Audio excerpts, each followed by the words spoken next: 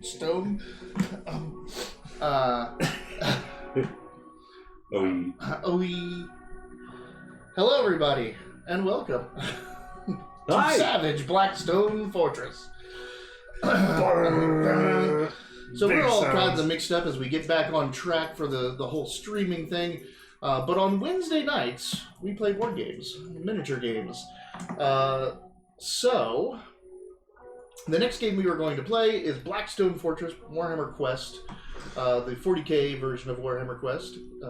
Fans of the channel may know that we did Cursed City, the fantasy version, Age of Sigmar version of Warhammer Quest. We're going to start playing Blackstone Fortress. We had our first session on Sunday when we normally stream games. So we're switching things up, and tonight we're going to build upon the narrative of our board game enjoyment by doing a Savage Worlds Blackstone Fortress with Robert playing his character, Esper Locarno, the Navigator. While he transverses precipice and maybe delves into the Blackstone Fortress. Maybe it's just a precipice, getting to know the lay of the land. I just know it'd be really funny if I died and then I can't play him in the board game. Yeah, anymore. Just put him behind the card, put the Mortis card. You died during the RP. If you die in RP, we die in real life. Right. I'm excited. It's been cool so far. Savage World is such a great system just to throw anything into. Yeah, you put this together, and like it's all very like customized too. Like the lidless stare and the force barrier. Like these are the powers that he has. And... Yeah, I used Savage Us. If anyone out there doesn't know about this, it is pretty much the official, at least sponsored or licensed. I don't know if they're technically licensed, but they've got the official nod from Peg Inc. to make the character builder, and it has all of the source books out there, even the campaign settings. So it has Riffs, it has Flash Gordon, it has Pathfinder, and you can use Savage.us to make characters and completely customize them. Even every button, you can add that power, right? You can add the power, and then you can change the name of it, which I did for the Lidless Stare. But you could also just say add custom power, and it'll bring up a completely blank template, and you can make your own power from scratch. That's pretty cool. SVGDUS? That's pretty cool. It is some good stuff. So makes me want to go back and do Arknights Savage Worlds. Yeah. Oh, Arknights. Just finishing up the Pinus Silvestri. No, you're still at it, huh? Oh, yeah, I'm still at it. Hell yeah. Collect all those waifus, bro. Right, the $20 JPEGs. All right, so let's read about Precipice that we know where we are. That is the station outside of Blackstone this particular Blackstone Fortress? Correct. Okay. The 7th Blackstone Fortress. Lucky 7. Supposedly there's only one left in possession of Chaos, of the original 6 known, and then there's this 7th one, and now there's apparently 2 more that they know about, or at least were mentioned.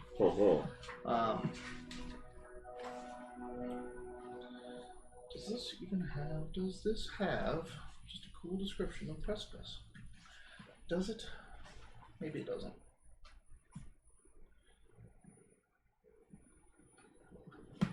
Well, it's gotta be an Imperial station. No, it's not. Ooh. So there are no stable war routes or spurs of the Webway anywhere near this Blackstone Fortress. So if you want to come here, you have to get as far as you can in Imperial space and then fly the rest of the way in real space. And then there's such a debris field outside of it that you can't bring capital ships in because they'll just get torn apart by all the debris of other ships. And also, something destroys those ships, so you don't want to bring too many big things in there that the Blackstone Fortress may see as a threat. So you have to take smaller, more agile ships to get to Precipice. Yikes. So Precipice is kind of a space Hulk. It's a fusion of a whole bunch of other larger ships, and possibly the strata of an old space station that may have been out here, or it got towed along with the Blackstone Fortress as it traveled through the warp or did whatever it does. But it is just a wreck of ships and hulls and pieces, like a space Hulk essentially, and then other ships, the ships of the explorers that are going into the Blackstone Fortress, are docking onto it, thus kind of adding, because once you dock on there, you kind of open up your ship and it becomes another part of Precipice. Ugh. So, like, your ship, which is the... I was just trying to look up, like... Right here. I think it's called the... Isn't it? It's got Traveler? I think it's just called the Traveler. The Traveler, yep. The tactical operations vessel Traveler has served House Locarno for many thousands of years, and despite its small size, contains an impressive array of communications and warp manipulation technologies. Its controls are attuned to the psychic signal of its current captain, Esper Locarno, allowing the Navigator agent to pilot the vessel remotely. Interesting. Whoa. So, when you dock there, because you do have to do business with all these people, you will open up your ship to others. Like, people can, you have your guards and things like that that protect your vessel, but people will come on your ship and do business and barter with the ship, even without you being there. And you'll go into other people's ships and do business there. Right. And then there's all these, they call them the stranded. This is where I'm starting to take over and make up. But those people that have lost their ship or gotten stranded here have carved out and taken over the parts of the Space Hulk that are permanent. And then there's the temporary people that are here, the visitors that are all on the docks, like yours. Like, your vessel leaves to go to the Blackstone Fortress every so often, so it's not permanent, but there are a lot of other people here that are semi-permanent and temporary, like you are. Some people have just come here never to step foot on Blackstone Fortress, just to do business with the people that want to. Yeah.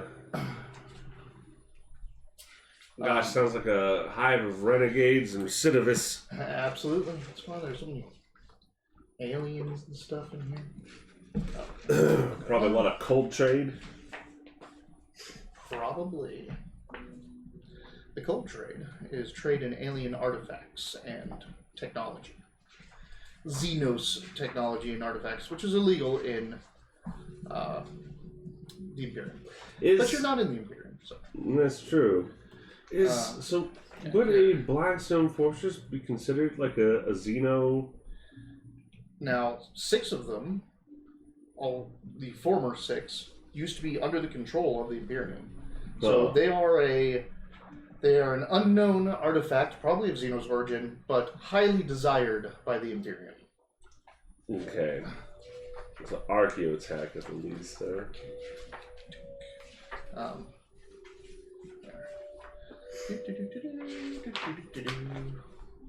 Where was it? I just saw it.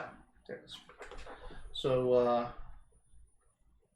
this is...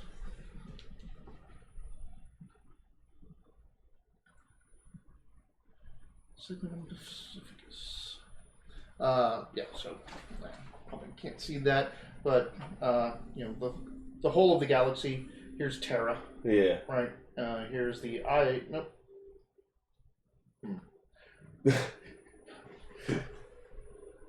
I don't know which one's which anymore. I'm used to the Eye of Terror being to the left. Yeah. Right? So this is the Eye of Terror. And this is like the new rift that ripped through everything. So this came out after that shit. Yeah. This was discovered after that. Here's where the Blackstone Fortress is. So it's kind of further left of the Eye of Terror, kind of all the way in the back, tucked away here behind Terra on the galactic left. The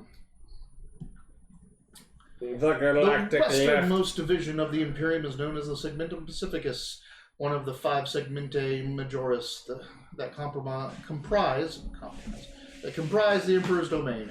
Like all imperial territory, the Segmentum Pacificus is not a contiguous network of systems, but rather a loose scattering of sectors and subsectors divided by large swaths of dead space and hostile territory. Even before the opening of the Great Rift, this segmentum was riven by mass uprisings and chaos invasions in what came to be called the Night of 1,000 Rebellions, being that close to the Eye of Terror. The Blackstone Fortress is located in what was once a silent zone. No routes of warp travel passed through this region, and no known Webway spars emerged into real space within the vicinity. Yet there are now those who claim to have entered this space and to have seen the gargantuan creation that lies at its heart. Such rumors have spread quickly, for a Blackstone Fortress is a treasure without compare. So that's why people are here. Yeah, there's something I think specifically that Esper's looking for here. Contracts. Supposedly there are rumors that there's some cargoes that are on the Blackstone Fortress that you guys have contracts with. So somehow a ship that a Locarno was in charge of that disappeared is believed to be on this ship. I have no idea how they would have ever figured that out, and I think it's just a ruse to send someone out here. Because if you could figure out how the Blackstone Fortress navigate, because they're real space, right? They are all about being able to manipulate real space and the warp. Right here, I believe this is from the book. Locarno hopes to obtain the space-time bending technologies of the fortress to benefit their house. There was talk about Who was it? The speculation is the Great Old Ones made these to fight the Necrons. Because they're super warp cannons that destroy entire planets and suns. So, specifically, super weapons to fight against the Catan. Basically. Right. Holy dooly. And the Eldar call them the Hammers of Vol. So, to them, Vol is their smith god. Oh. He's the one that... The whole war in heaven started because he pissed off Cain, and then Cain murdered everyone. So typical, the god of murder. Yeah. The Explorer spacecraft huddled close together at a sort of port city located nearby one of the Blackstone Fortress's known apertures, where valuable archaeotech can be bartered. This forlorn and isolated outpost is simply known as Precipice. Precipice is a city only in the crudest sense of the word. Its core has been cobbled together from the wreckage of ancient craft that orbit the Blackstone Fortress, and newly arrived and still functioning craft more onto its haphazard spars. It is more like a fortified camp than a true city. A formation of vessels that offer collective protections against possible intruders in close proximity for the exchange of goods and services. Okay. Each craft docked with Precipice is still largely self-reliant, but trade is conducted both for practical reasons and to cater to explorers' various vices. There is no law or government, and the inhabitants are constantly looking to avoid or to commit backstabbing acts of treachery. Basically, this is a dangerous place filled with dangerous people looking to go on to even more dangerous locations. Many of the areas, each moored ship has an influence, basically, like their armsmen will secure their ship, and a lot of them will secure an area outside the ship for business. Right, yeah. Where we kind of like set up shop. Right. This is our little area of the port. Yeah. And then there's the stranded, who also just kind of gather together, and either through mercenaries or other possible loyalties, cults, or what have you. They also have carved out niches.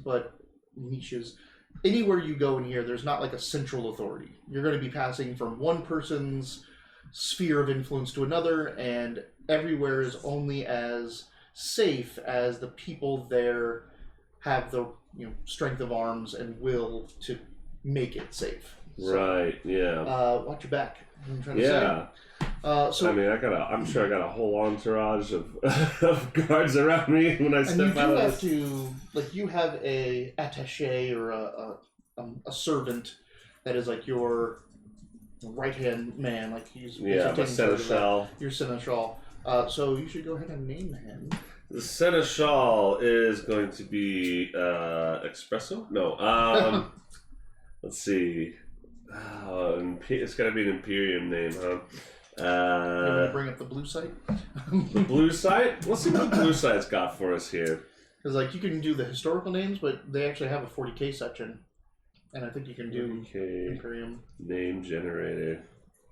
God, they got everything, don't they? Mm-hmm. All right, fantasynamegenerators.com. Let's see. We are none of these species. Does it not have humans? They have Chaos, Dark Eldar, Eldar, Necron, Orcs, Sisters of Battle, Space Marines. Let's see a Sister of Battle. Not a name. This will be Jessalus. Jessalus.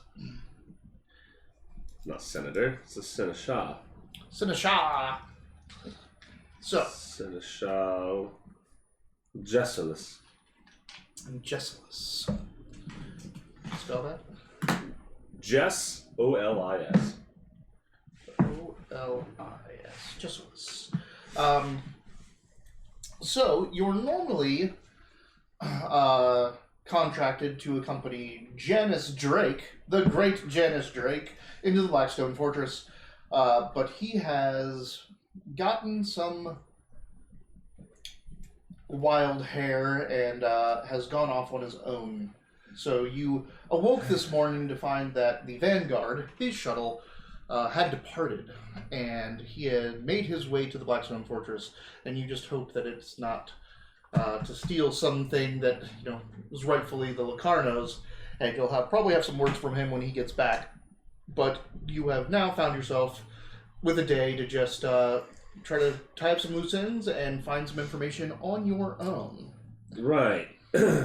Well, I suppose the first order of business would be to contact Seneschal Jessalus and ask if they have made contact with any sort of like port authority or someone in charge here about who keeps record of logistics of people coming and going.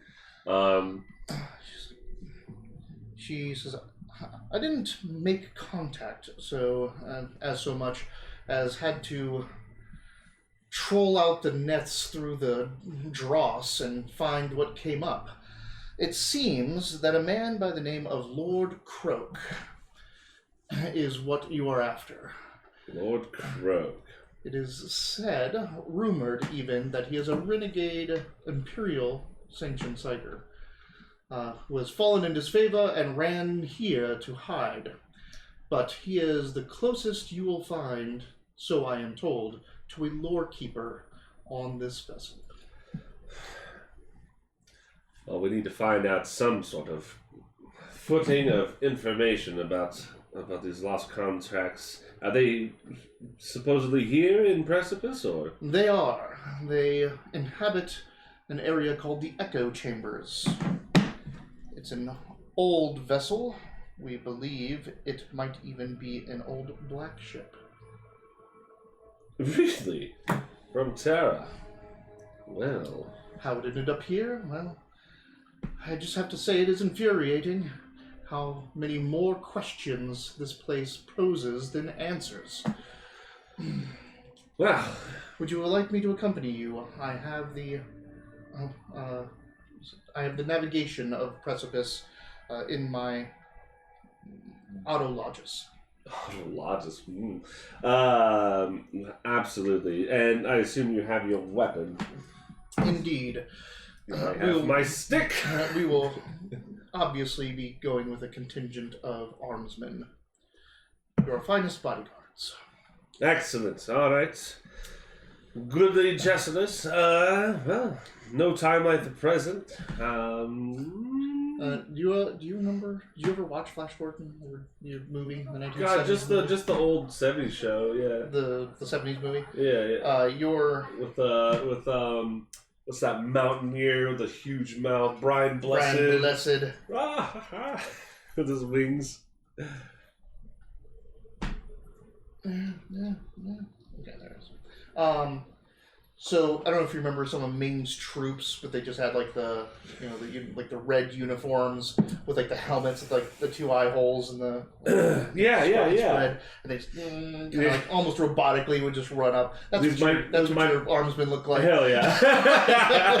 Because like you're in your you can show the camera your outfit. So his robes and his helmet, which is specifically there was a cool got my big headdress with the aqua wings going out and to left and right. You have your guards who all have that.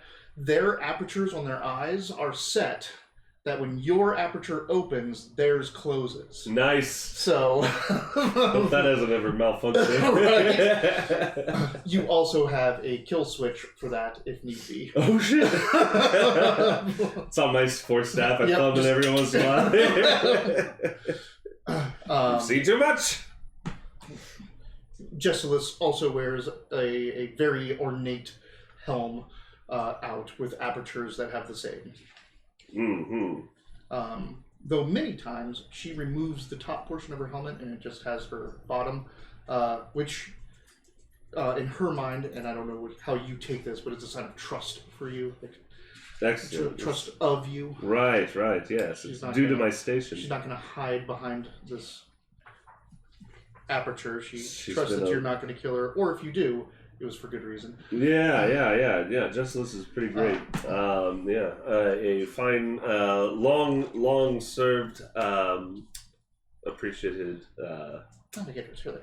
So they talk about this, and I wanted to bring out because I had to look up this word. So common to all navigators is the warp or third eye. It almost always manifests as a literal mutation they bear upon their foreheads, although in some cases, trepanning and a cybernetic shutter implant made during adolescence will be needed to affect the full release of their power. Trepanning or trepanning is the coring out of a part of your skull, right? Wow. So you have the gene, the mutation, right? But you didn't grow the third eye. Right. So they would literally have to put a hole in your head and just put a cybernetic aperture over it. Just connected to all those nerve endings and shit. Like, because like they have to release it. Like, it's just in your head and it can't see out because there's bone in front of it. Because you didn't grow the socket, right? But the eye is in there, right? So if I recall, magisterial houses though, they seem to have like the very curated, pure. So I probably do have I probably did have the eye, And yours is just a helmet aperture that opens up to release it. It even has the gradients, so you can open it just a little to look around without harming too many people. Melting minds, melting souls. Yeah. All right, so you're heading to the echo chambers. Yeah. What's the gravity like in here? The gravity right outside your ship is close to Earth normal. Though as you're going to get deeper, it fluctuates wildly throughout the rest of the vessels. Mag boots on. I don't know if I have mag boots. Mag slippers. Mag slippers. Fetch me my magnetic slippers. Fetch me my murder slippers. Oh man, Navigators are so wild. I like the paint job on the picture you put for the sheet. Yeah, that's someone from ArtStation. Sorry to whoever. I'm not putting it up on the stream, but sorry for whoever I stole that art from. Yeah. It's really great rendition of... Oh, that's going to be difficult to... Yeah, there, let's go there. A little bit, yeah. Yeah. Camera's so far away. On the way there, you're passing through the hatches. And the hatches simply looks like it was the sheer side of a cargo vessel. Like, it's not the rest of the vessel, it's just the cargo holds of some vessel. So just a bunch of these big rooms that have an opening on the side, but they are actually hatched to something. So, and that other part is still there.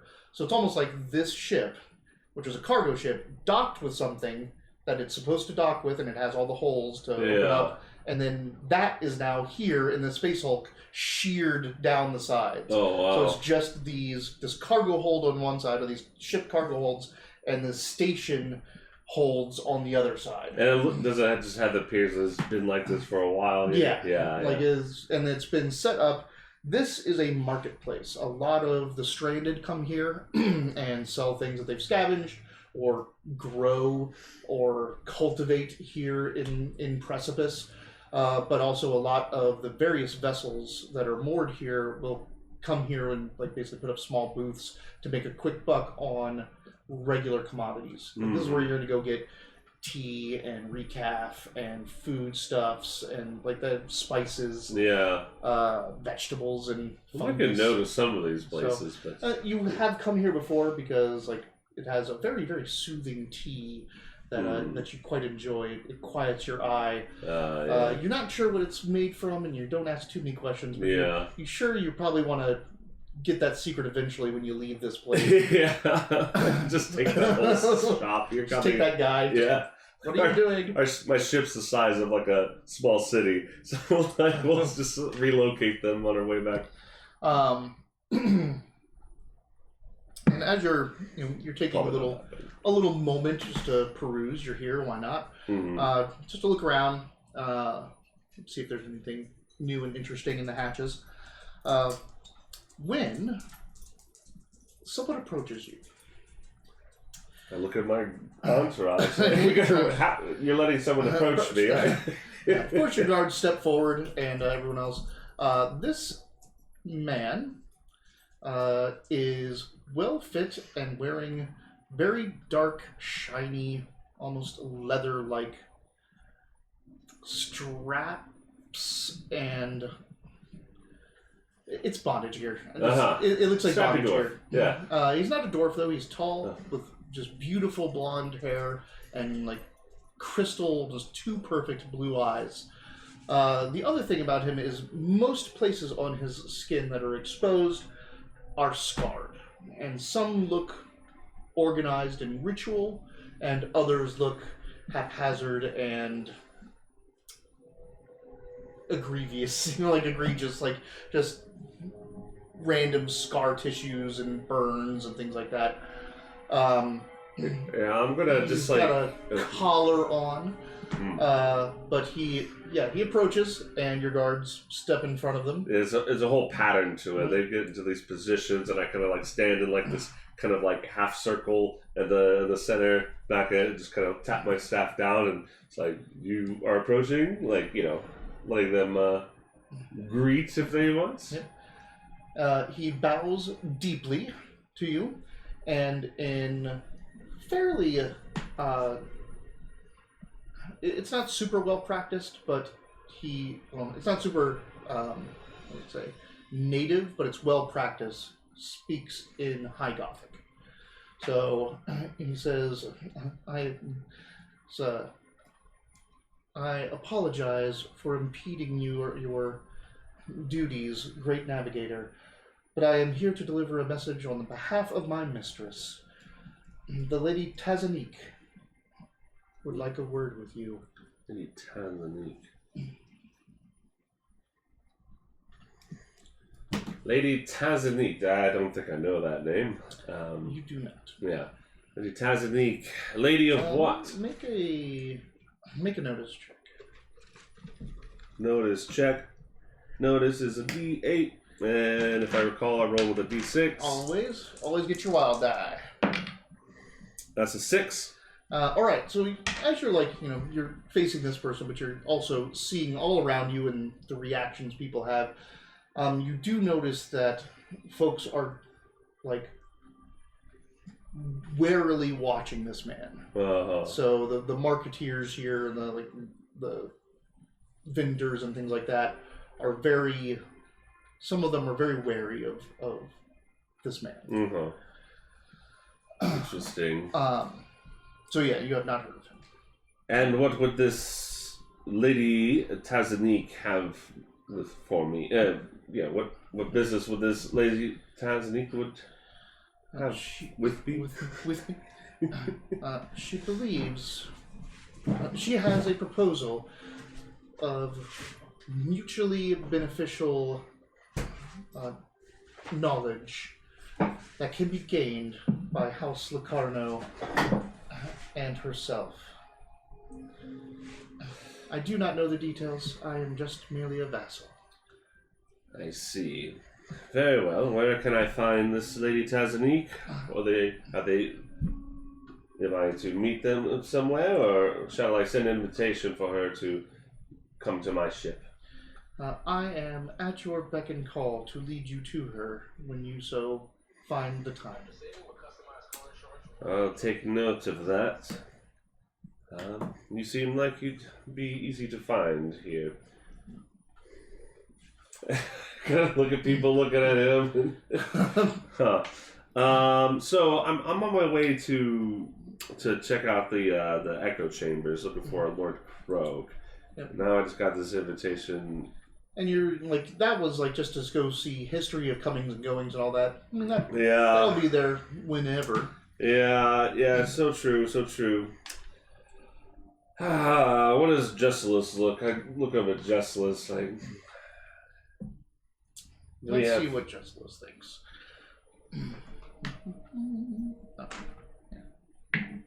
Ooh. This is a dangerous place. She whispers to you, I've seen that synth skin before on the battlefield against Xenos of the Aldari race. Interesting. So, very dangerous. But they seem to know this person here. So, well, it might as well be good to meet the people that other people seem to know here. Very well, we do have some other business we are looking forward to, but certainly, let's greet your lady. Has she been here long in the precipice? She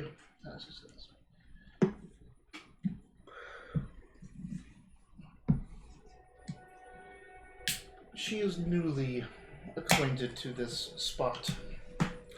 Good. It has only recently come to her attention. All the better then. Very well. Is it far? It is not. Let's be off. All right. So he walks with you a ways outside the hatches, through some corridors and junctions, and into very much an unguarded area. Like there's no one lays claim to this zone, so there's no guards, there's nothing else here. It's kind of just like a no man's land between other habitated and controlled places. He walks you down into some ramps. Your guards are very much on high alert. You see some of them have already kicked off some of their combat stims, like their pre-drip, just to have even more alertness. And you head down these stairs and into this, what seems to be an old genitorium from sometime before. It's been completely picked clean and cleaned out. But over in the corner, you see these two figures. They are very tall, probably about 8 feet tall, armored, sort of. They're big, lanky, tall humans. Lanky, huh? Yeah. You first thought Ogrins. Yeah, that is what I first thought. But until you said lanky. They're lanky, though they have very high corded muscle. But their entire head is just one big armored piece, just clamped down on their shoulders. Did you say the grotesque in appearance? Grotesque in appearance. And they're standing next to, they're flanking this device on the ground. And this device on the ground just has this kind of swoop of black, metallic-looking substance. And at the base of it is just this triangular, almost diamond-shaped, green crystalline surface. And it's just sitting there with a swoop of metal that comes out of it, and these two things are flanking this device. And he walks up and says, "Through this portal, you will be aboard the lady's ship. It is not moored directly to Precipice. It is nearby." Allow me to examine this device. Okay. And get my guards. Well, they know where they need to stand as I move about. It's very magisterial. What is this thing? Make a science. Science? This looks Xenos as fuck. That's a 10? That's a 19. This is a portable Webway portal. It's a Webway tunneling device. So this connects to something else somewhere. You can think of it like the Imperial teleporting homers. Except probably a little more reliable. Way more reliable. Yeah. When you're looking at this, you kind of open your aperture, with its first gradient on. Yeah. You can actually see the tunnel that's coming out of it. Yeah. And the tunnel is about 30 foot long. It swirls and has a very just grayscale, cloudy look to the walls of this tunnel. Mm-hmm. And you can see that it's very, very adept at, you don't get any bleed through of the warp through this tunnel at all. Secure passageway. Gosh, the Eldar, they sure know how to do this shit. Mm-hmm. I look to Jessalus and I give a nod, I close my lid and I give a nod. She steps through first. Yep. She's such a good son. So, Jessalus steps through first, followed by two of your guards. I'm just going to watch their progress through the... You see them immediately go to grayscale, and you see Jessalus shivers visibly. It seems that either some sublime effect or environmental effect washes over her. Basically, you just hear shudder when she enters. But then she kind of walks in, looks around, looks to the end, has the guards go a couple meters further, and then she turns around to await you. Well, in with the cane. All right, you enter. As you enter, the temperature drops drastically. And this swirling around you just looks like gray storm clouds swirling all around you as you walk through this tunnel to the other end of this, where it ends. And your sight goes no further because it transitions back into real space. Right. The man that's been guiding you, basically your two guards come behind you, and then he enters, and then your last two guards, the two grotesque-looking guards, do not follow. All right. Yeah. No, it's kind of, it's nice that they're staying. Make sure I can get back there. And you step through this, and he goes, the man, there's not much room to maneuver in this tunnel. Yeah. So he just directs you that it's straight ahead. Mm. And same thing coming out. The Jessalus goes first, two guards after that, but you can't see out of this, so you don't know exactly where it's ending. Yeah, well, I have a feeling that Esper's seen stuff like this before. Yeah, he's kind of unceremoniously just let's go. All right, you enter into a chamber. This chamber is very much set up like a primitive banquet hall. So on the sides there are culverts, and in each culvert is one of those tall, lanky, grotesque-looking guards. From there are tiered steps down. Each of the steps is pretty wide, and it's just strewn with pillows. In this, there are many other people that look like the man that's escorting you. So they're in various states of lounging, but there's also many that are being suspended by hooks and chains and are there almost just as if they are decoration.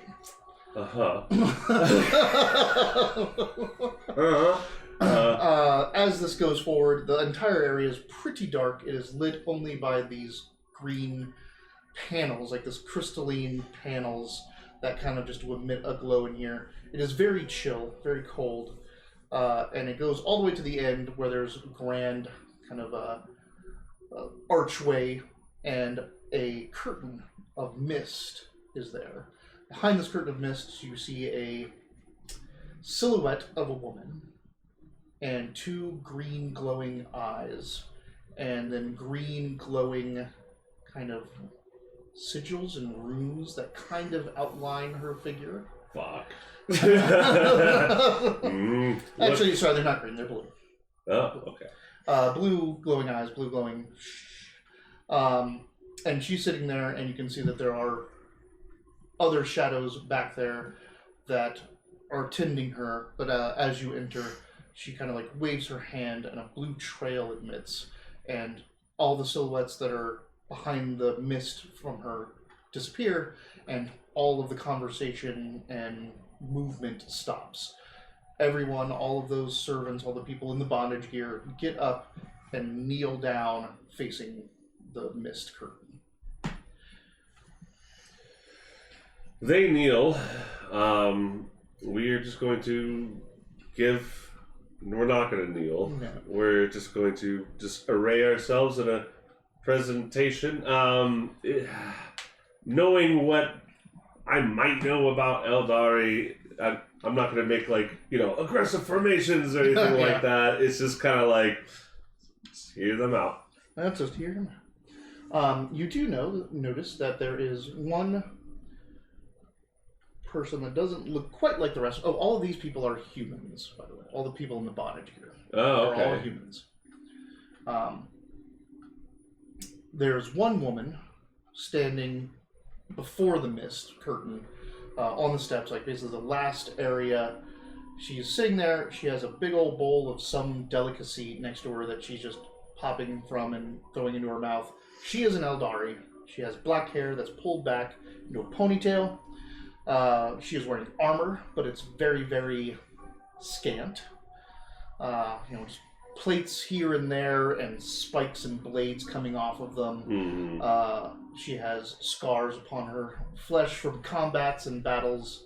And she's just standing there sizing you up like you're a piece of deli meat. Mm-hmm. Well, this piece of deli meat is known as Lord Esper of House Locarno, Nava's Noblite Magisterial Navigator.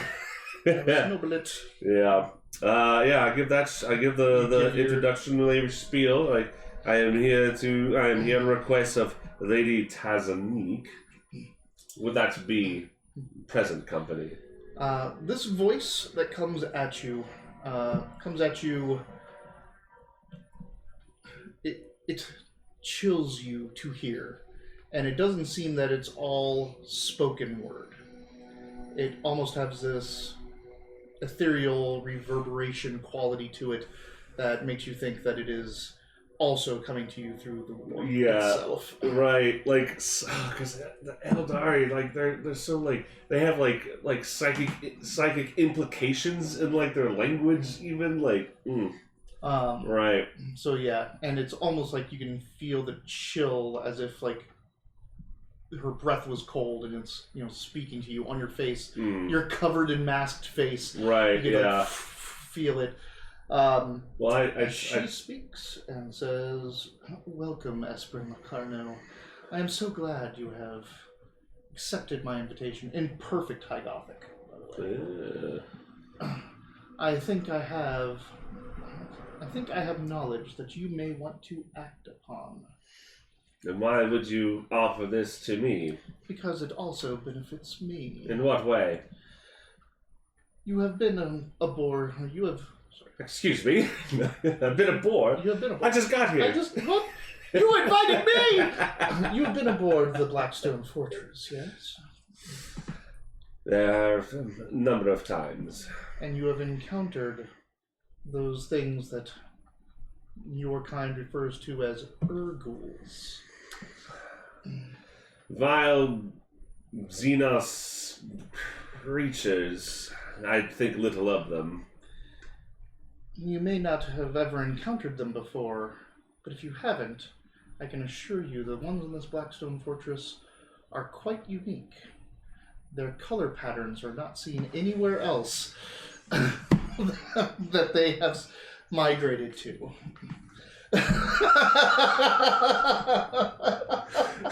So, Logically is confused. For some reason, we're painting these Blackstone Fortress models, and for some reason we thought it'd be funny to paint these Urgul models like Yoshis of different colors. And so they got a pink one, and a red one, yeah, a purple blue, one, a blue one. Green. Yeah. Oh my god. And generally they are just gray, blue-gray, fleshy. Yeah. What makes them so unique? Well, Other that's than what I that. would like you to discover for me. These Urguls, they are not from the terrestrial space, so to speak.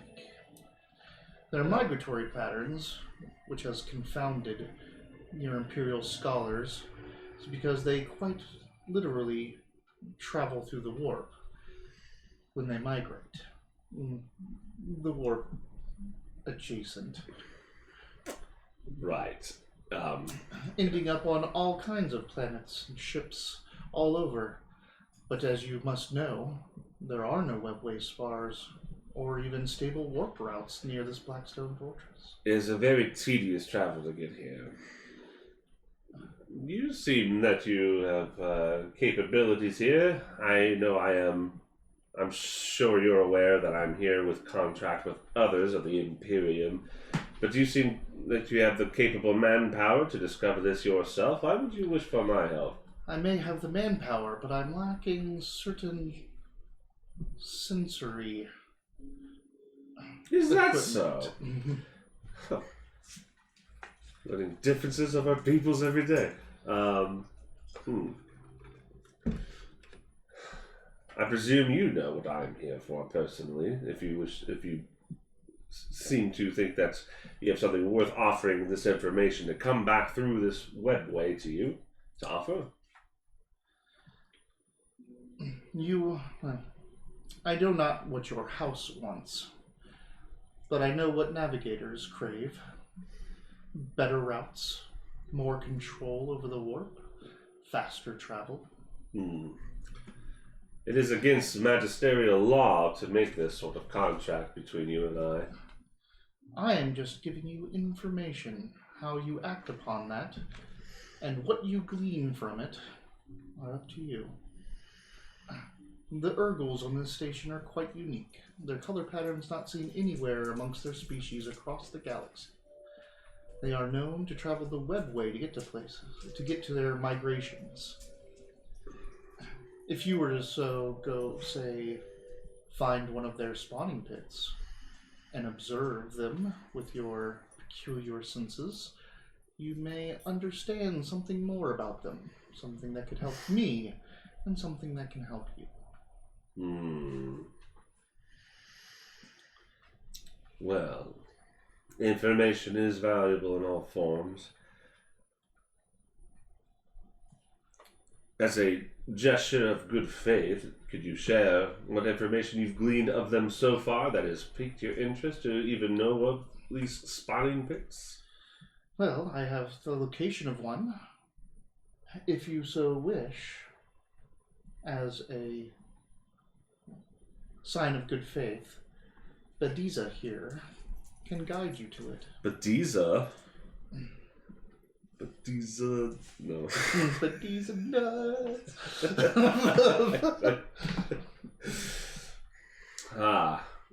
Well, this will be the Lord Captain won't be around for a while. Yeah. And kind of like what it all comes down to is this: the Urguls, their tracking abilities are said to even go into the warp. Like, that they may be able to sense souls and warp signatures. Mm-hmm. So kind of interesting to yours, you know. Yeah. I'd even like say something to that like we have a magus biologist on my ship who's like, yeah, they don't have eyes, like, yeah. And like or sensory organs. Those pits that are called sense pits, all those little things across their nose areas. Yeah. Once they get a smell of you, they apparently can like drag you through space and time and shit. So there's been a couple occurrences in Imperial documentation where a Dark Eldar Archon came to collect a debt of some rogue trader, I think it was rogue trader, that had made a deal with him and tried to escape payment. And you sent the Urgul after him, and it chased him across the planet. Like, he couldn't get far enough away, Terrifying. and it finally got to him.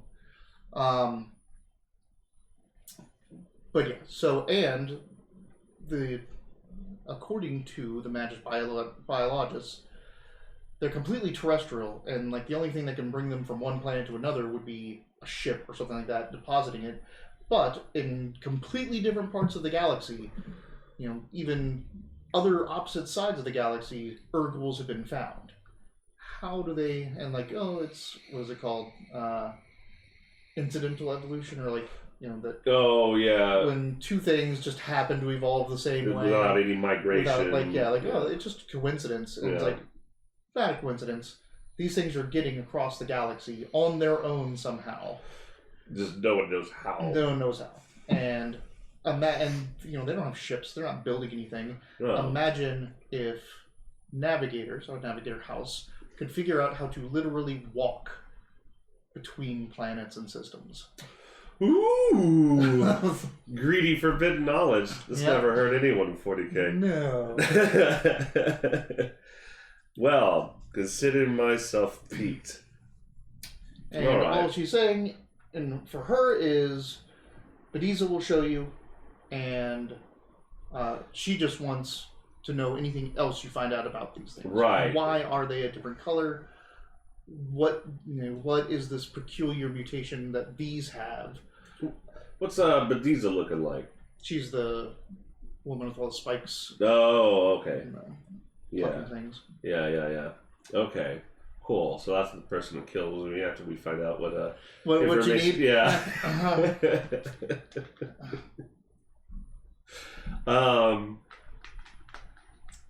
Right. Well, there's no like Esperin wouldn't bother. Just like, what assurances do I have that this person isn't just gonna kill me? This Eldar is gonna. Yeah. Tell them. Yeah. You have none. Yeah. Do you know what she is, by the way? Tazanik? Do you have a guess of what she is?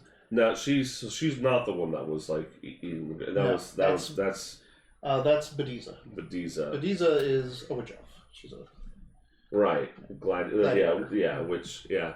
I would just. She seems like not an incubus. Maybe like with those blue eyes and stuff like that. What are they called? Mandrakes?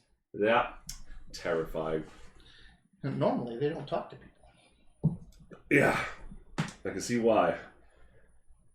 Boy, oh boy. Very well. You're not wrong, of course, that is an interest of me as well.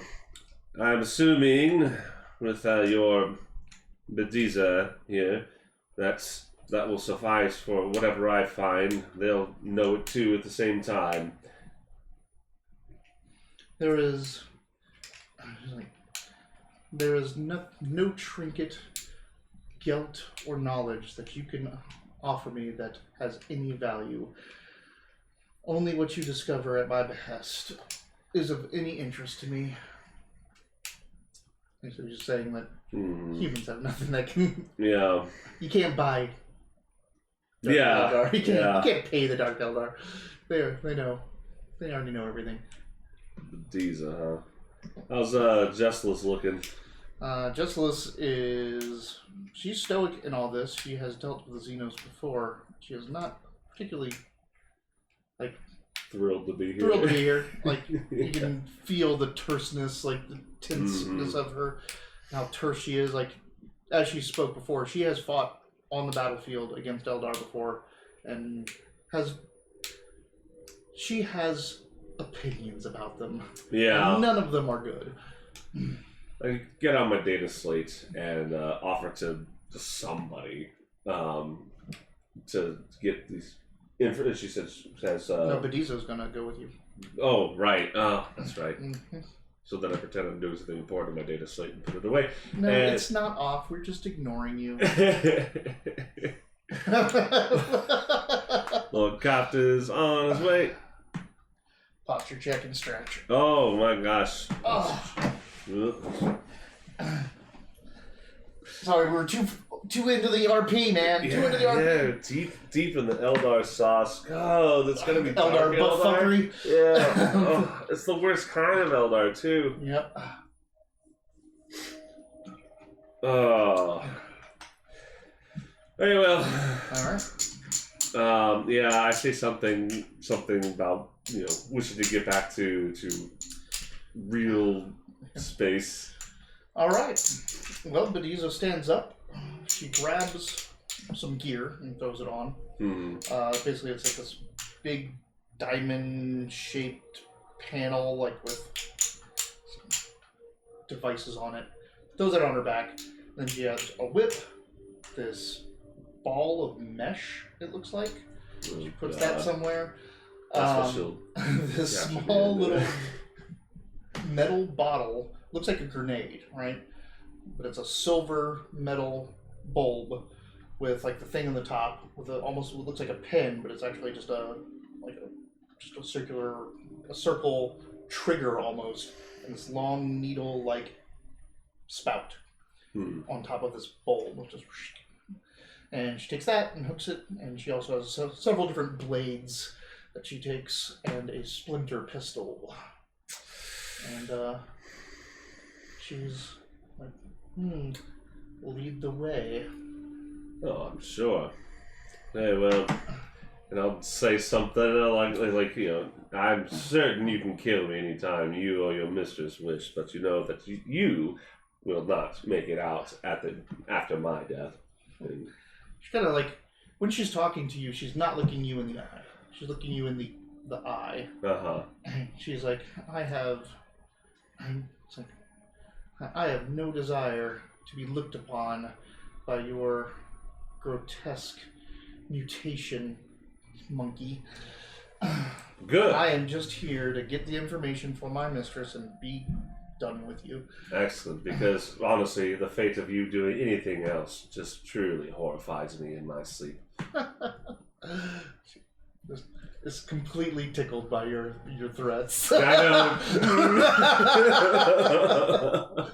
I know what happens with your soul. Okay, human. Okay, monkey. Yeah. Okay. What is it? Yeah. Whatever. How dare. I take what dignity I have left and leave. All right. You guys leave. I'm assuming you're heading back to the Voyager to plan this expedition.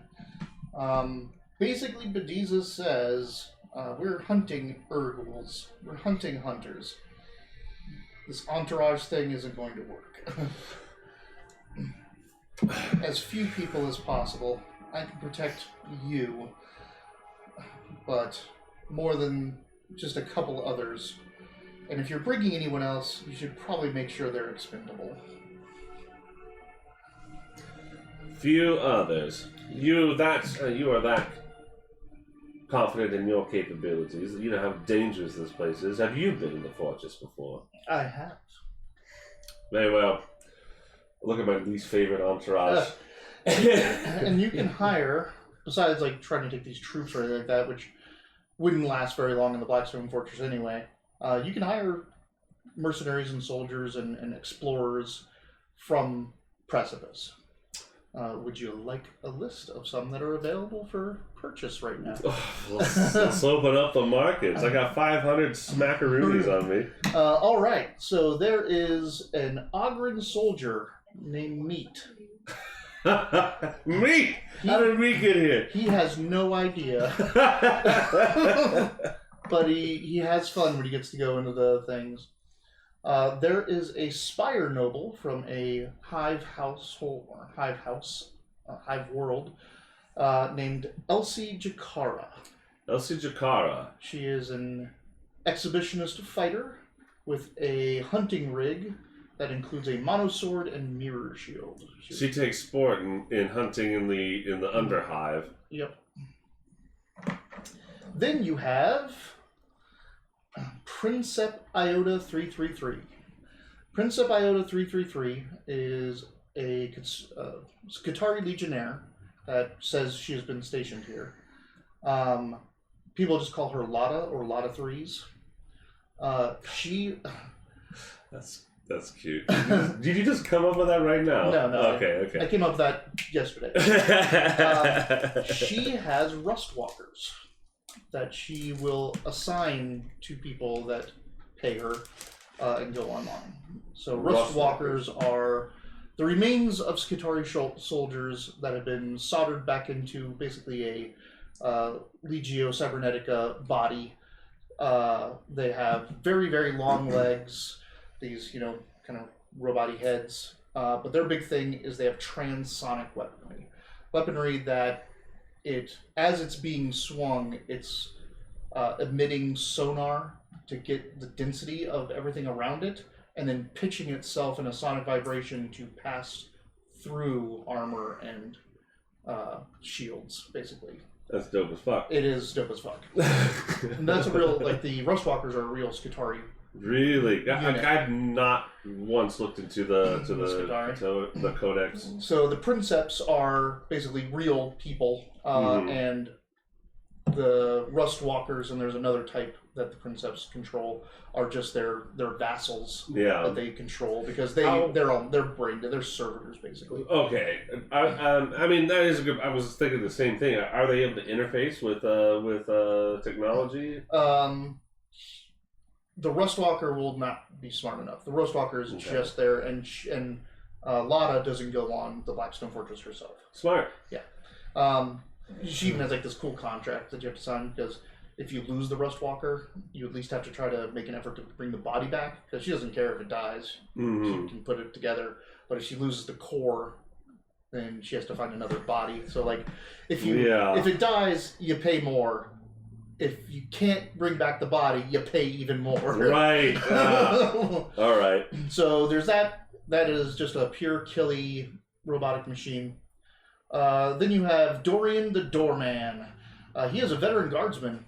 He was brought to here. He was a veteran guardsman that went into service with the Rogue Trader, and then he outlived his Rogue Trader. The Rogue Trader went into the Blackstone Fortress with him, and he came out, and the Rogue Trader didn't. So he is a veteran here. He is stranded, but he is knowledgeable and has made many forays into the Blackstone Fortress. There is Page Blue. Page Blue is a Magos Biologist, a medic and xenobiologist. Yeah, that'll do. You have Countdown. Countdown is a chronogladiator. Basically, he has a bomb in him, and if he doesn't kill things, killing things adds time to his bomb. So he always wants to be out and killing things and stuff like that. He is just a murder machine. You got Dread Tank. Dread Tank is a squat prospector. Really? Yeah. What does a prospector mean? Basically, he's here to see if there's anything valuable. He came out, obviously, Blackstone Fortress. He's kind of wanting to go in here and seeing if there's anything that they could set up an operation inside the fortress to actually mine. If there's a resource that you could just continually get. If so, then the squats would send a forge ship out here, basically, just to park and. Right. Yeah. He hasn't found such a thing that has just an endless resource. Not enough to bring an entire forge ship out here, anyway. But he keeps hearing about all these vaults, and he wants to get into them. And lastly is Fangclever. Fangclever is an orc commando. Well, all right. right. So what? I mean, you could probably get away. Basically, Beniza says you can bring 2 people. Right. Okay. And I don't know what their price listings are, but I have $500 on me. And you have what? Like, that's just what the sheet gave you. That's what Savage Worlds gave you. Oh, okay. You are obviously backed by your House Locarno coffers. Privilege! Give me my foie gras. And Beniza has and continues to allude to that whoever you bring, she is not guaranteeing that they come back. She is just here to get you in and out with your insights and knowledge. And if anyone else going in there, you better be okay with them not coming back. And you don't have to bring in anyone. I'm just saying these are people that are available. Oh man, it'd be so great to have meat back in the Meat! I'm thinking meat in the squat, to be honest. A squat would probably know some technology. Yeah. A little bit of excavation, yeah. So I'm definitely thinking that. What's the squat's name? What's it? Dread Tank. Dread Tank. He is in semi-powered armor.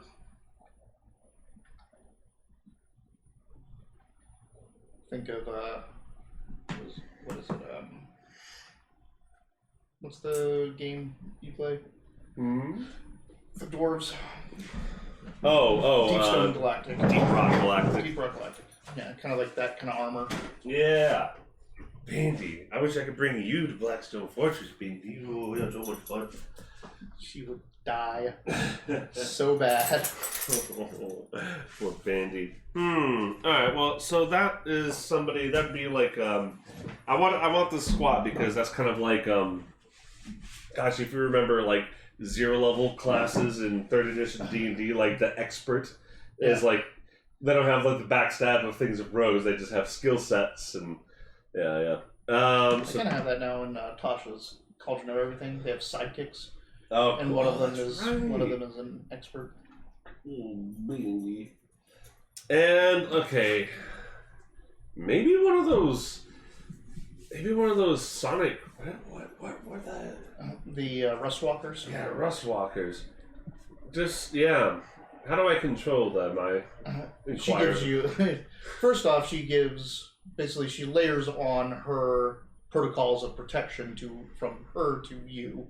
So then she basically gives you a device that you carry with you that shows you that it's you're the leader, like you're the thing that's the princeps and supposed to be protected. Right. And on that is a list of commands that you can speak or dial in. Okay. So this thing gives Sonic. Does it like? It's weaponry. It doesn't give. It doesn't have the sensors. Okay, that's unfortunate. But I think I just want to see a Rustwalker in action. So. Okay. So it's very interesting because the Mechanicus, there's the Mechanicus and the Skitari. Yeah. The Mechanicus are if you think about it in paralleling. The Mechanicus' legions and all that are like the Space Marines, like the Legio Cybernetica. When they build those robots, the best materials, the best craftsmanship, the best guns, the best everything. They're we're making perfect fighting machines. Same thing with their Titans. Same thing with their, all of their weaponry. The Skitari are the Imperial Guard. They're like, here's scraps, here's your budget, just put something together, right? And fight, right? Yeah. So they're they're men in the trenches, and they're not going to waste money on a expendable asset. So they're not going to give the best gear and everything. So it's all the scrap metals and low grade metal and materials go into them. That guy does sound perfect, right? Who, meat? No, I dread Tank. Gosh, it feels bad not to take meat, but he'll probably die if I did. So you are fighting. You're going into places where Urgul's nest. They are fast, quick hunters. Yeah. We did not encounter Urgul's in the. Not. Yeah. You have not yet. Yes. We have not in the game. Are we gonna play that Sunday? Well, Gail's not gonna be back, so we're gonna do something else. Okay. We could pass his. No, he would hate it if we passed crude on leader and we probably should. Golly, look at that thing. So, one hand is a cord claw, so it is also transonic, just like the saber is. And what it really wants to do is get into flesh and then just pitch, vibrate, like turn to cellify everything right around it. And the transonic saber is really for vibrating to the point where it passes through armor, like it goes at the right frequency that the armor is just like it's not there, and it cuts into flesh. I'm gonna offer to Bediza. I was like, I'm curious about your own capabilities. If I paid extra, would you like to fight one of these things before I purchase one? Very, very tempting, but you're not paying me, and none of your trinkets have any value to me. I am using my trinkets to purchase the thrill of battle to you. I think it's up to you. Very well. I'm just looking for insurances before I just like to know what I'm going down in there with. Make a persuasion. You have tapped into something that she is prideful about. Okay, persuasion. I got a D6. Minus. What? Oh, because I'm ugly. You're mutant. Dirty mutant. What? That doesn't make any difference to her. She's very aware of your eye. 1. Yeah, so. Nope, she abstains. Though you see you kind of, like, there was a little shine in her eye when you brought it up, but she's like, nah. A pity. Very well, I'll take that one. The one with the green. So, a lot of 3s, prints out the contract, dot matrix style. Hell yeah. Has you sign and put your sigil down and picked. She puts it through. The autoquill comes out. She puts it through a picked capture scanner, like scans the contract in, digitizes it back to her. Oh yeah. And I got some stupid thing that puts my house signature on. Yeah. And you get your very own Rust Walker. Ba-da-da-da. And then you go see Dread Tank. What can I do you for? We're looking for an Urgrove nest. I hear you are someone who's an expert in finding places in that fortress looking for your own sort of valuables. Oh, there you are. There. Announce them. Announce me. Mandy, is someone here? Yes. Thank you, Bandy. There it is. What everyone at home is not seeing is that Bandolier, our resident mascot, she howls, she talks, she's part coyote. But when someone enters, she goes and tells the person that she notices them, acknowledges them, you're here. But then she turns around to the rest of the group that's there and announces that that person has arrived. She's a very good bubble dog. I was wearing a pretty shirt all day. I had to change before I came down because it has the place I work. Oh, yeah. I can't. I'm not allowed to. Hey, puppy. Oh. So you are trying to find some help to go into the Blackstone Fortress. Yes. Okay. Who did you decide on? I decided on this. I'm going to talk to the squat Dread Tank. And I purchased a Rust Walker. Even though there's a guardsman veteran that's just hanging out there? He's biased. I've read of guardsmen. Yes, I'm happy with my pick. Who are you? He is not there. But why was this man allowed this close to me? Who is this man? Squire. Yeah. Sometimes I'll drink water. All right. All right, you're not there yet, so that's okay. You hired I'll just listen. Dread Tank. He is more than willing. He is a shrewd negotiator, and Jessalus has to, finagle and haggle with him over his pricing. Navigators love this stuff. Yes. But basically, he thinks that hey, maybe if these Urgles are trainable, or if they have some gland or excretion that could be useful, they may piss engine coolant. Yeah. He doesn't know, but Yeah, he's willing to go in and take a look. Yeah, I'll throw in that, like, oh, my biologist is back on my ship. We'll dissect these things, and we can find out some things together. Mutant. Yeah. Fellow mutant. Abhuman. Abhuman. Different than mutant. So am I an abhuman? Nope. Fuck. You have mutations. They have evolutionary changes. Yeah, you have a third fucking eyeball. Yeah. That's Want to see? That's not human. That's like your fucking end of the party trick. Yeah. It's time for everybody to go home. Want to see my last trick? God damn it. Billy lost his soul again. What's wrong with Jerry? He went to Esperan's party last week. Oh, did you see that? I made a deal with a dark Eldar. It's really bad news bears. And you don't even like. It's just basically she dangled a thing in front of you and said. And I'm like, well, yeah. Like, you don't even know what she's really getting out of it. Yeah. I mean, is a. You never know with these Eldari. You never know. And I'm not sure Esperin is. I'm not sure if Esperin is.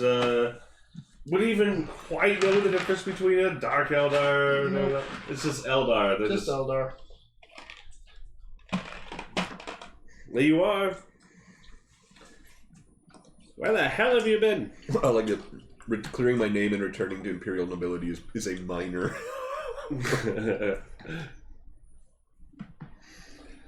Right, so we've got the crew. If you want to catch up... What were your other ones? Code of Honor is my major one. Mm-hmm. I like that one. Character keeps his word, acts like a gentleman.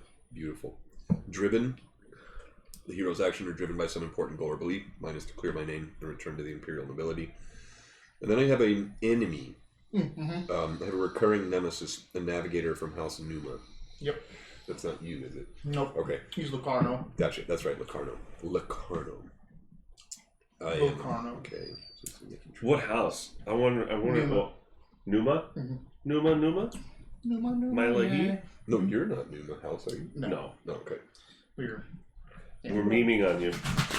Are you doing the Numa? Yeah. Numa.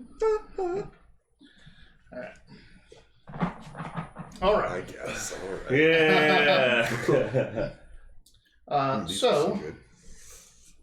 This is the leader token. Oh, that's the leader token. Yeah. That we were missing. Was it here? Yeah. Let's go. Called it. Just ignore the fact that I'm shuffling the cards. Yeah, Probably nothing. absolutely, absolutely. All So Those at home, if you're watching, you do initiative by Savage Worlds by shuffling cards, and it's given us all PTSD about it. So I've been given a day off because you fucked off somewhere in your shuttle. You already left somewhere this morning on your shuttle. We'll get to that when we get to it. So you are like Bediza's like, I have like, you know where the aperture is. Take us there. I have the first code. All right. Yeah, I have my retinue of I have my Nav's Noblite retinue kind of like post here, wait for us to come back, and with the we might not even come back at all, let alone through the same place, but.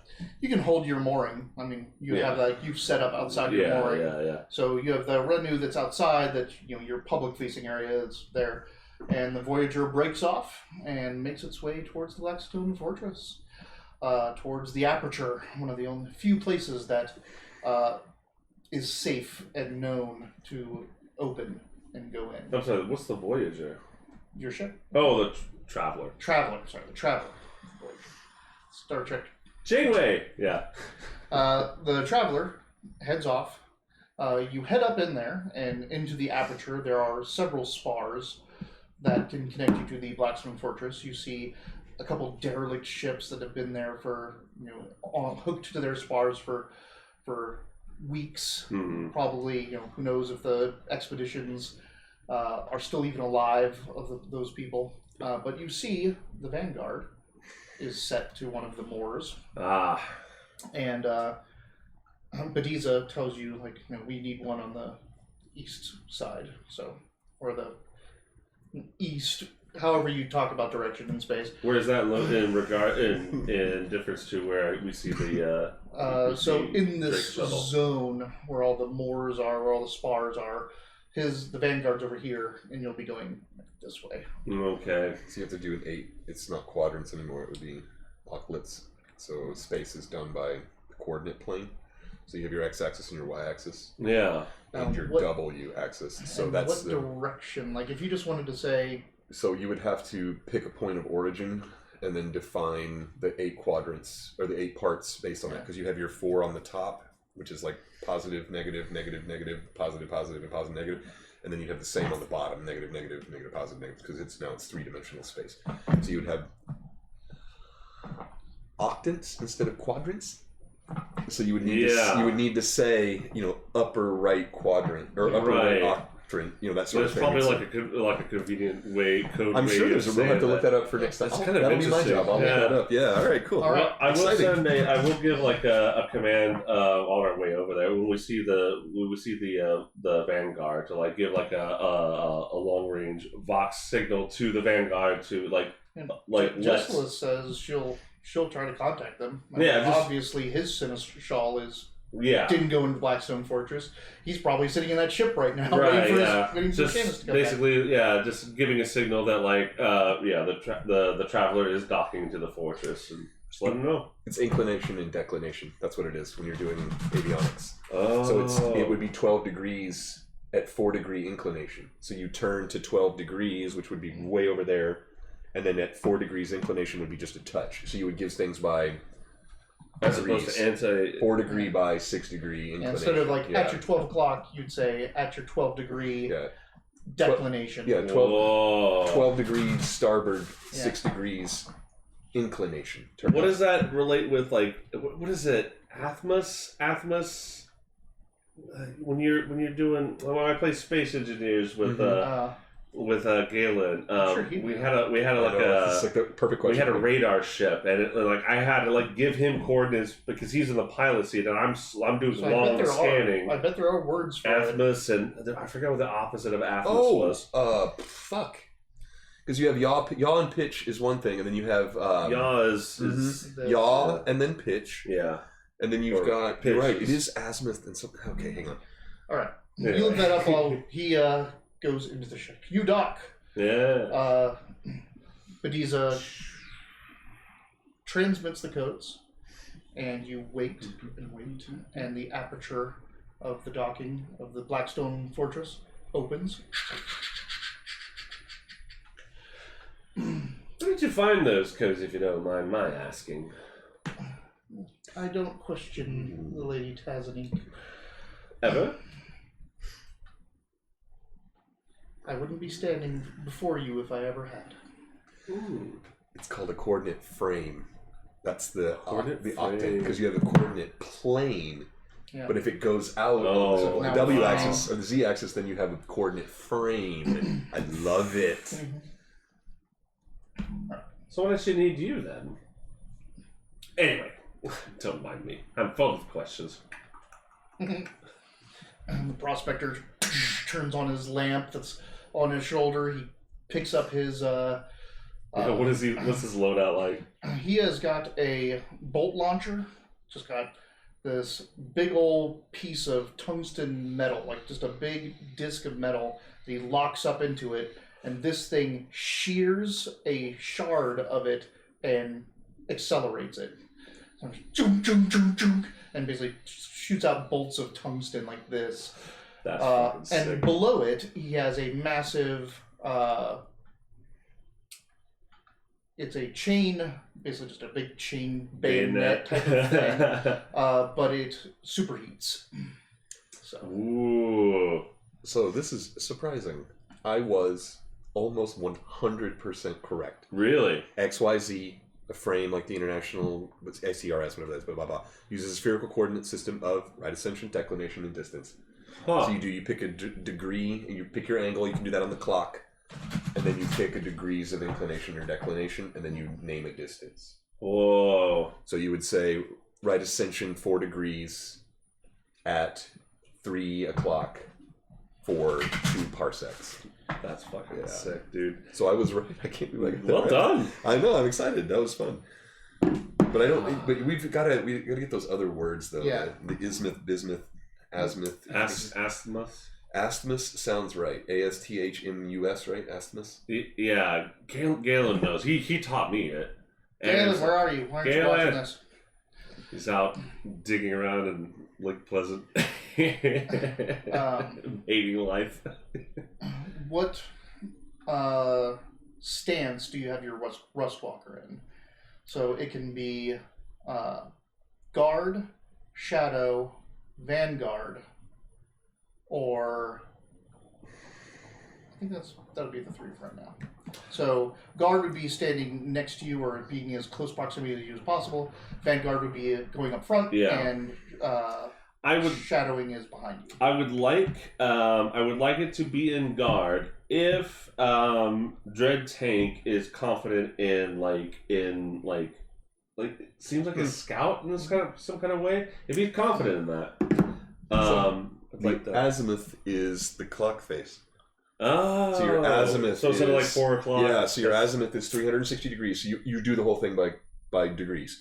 So your azimuth would be, let's say, it's like 90 degrees, right? Yeah. Or 180 degrees would be over here. So it's 180 degrees. Would your left be 180 degrees? This would be 90. 0 would be at your chest. 0, 90. Oh no, that's not right. It's the other way around. Whatever. Yeah, 0 to 100. 0 to 80. That's right. So 90 would be right front. So you say, let's say your azimuth. Unless you set 0 here, then 90 would be here, and 180 would be here. So plot a course. Because you do 180 to turn around. So 0 is in front of you. 90 is to your right. You spin on 180 to go backwards. Yeah. 360 to start. 360 to go all the way back to where you're. Okay, so yeah, so the way you would give directions would be like, so plot a course with azimuth 19 degrees, right ascension 14 degrees, distance of 3 parsecs. That's how you would give directions. So you would turn to 90 degrees, you would give your ascension, and then go for 2 parsecs. That's cool. Now we know. Fun. That's yeah. I mean, it's like the day. Yay, Mitch is here. I love it. Those days when we just learn a bunch of stupid words. I know it's my fault. It's so cool though. I love learning this shit. Reaches up and like his breastplate here has like some seams to it, and he kind of like reaches his fingers in and is like, and he folds out this industrial like field work data slate screen that just comes off of his chest plate.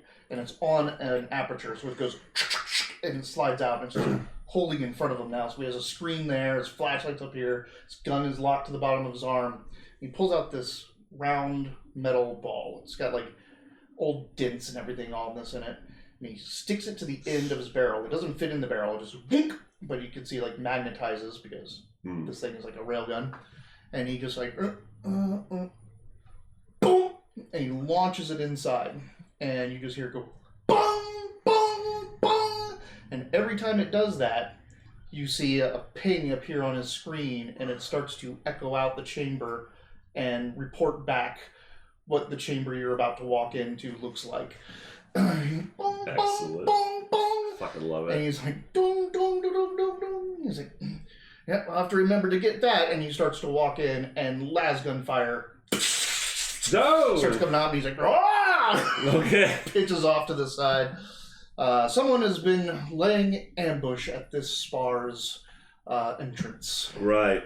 Oh boy. Okay. This is at a bar? Spar. Yeah. Spar. Okay, so you are on the Blackstone. He is on the Blackstone. Gotcha. He just entered the first chamber. Dang, look at that stack of bennies. Yeah. I can't wait. Oh, speaking of which. Is that... Why did you get... Is that because you're a navigator and you just get like 40 I bennies? see the future. Yeah. So basically he can see the future. Dope. But if he abuses it, like, so he can see the future. Mm-hmm. But fate doesn't like to be messed with, right? Yeah. So if he spins a Benny to reroll a die more than once, like, oh, I'm going to reroll it. Oh, it still sucks. I'm going to reroll it again. I get a Benny. Yeah, it's like I'm he's like, switching channels to more and more desperate futures to where this does work, but also my enemies happen to have an advantage in this. That's fun. Yeah. I like that. I'm messing stuff up. This one is super fun. He has level-headed. Yeah. So he gets 2 cards he gets to choose, but he also has calculating.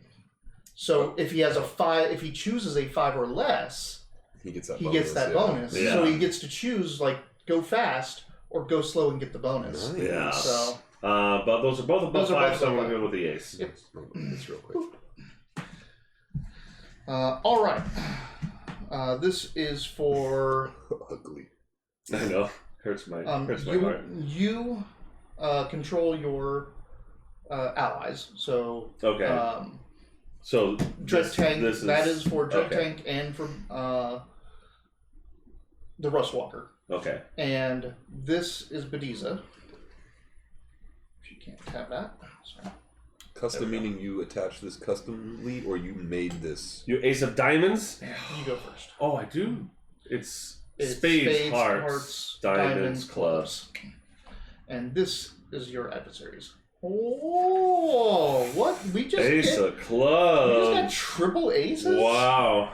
on the first hand. What would I have gotten? Pull my card out. It's 3.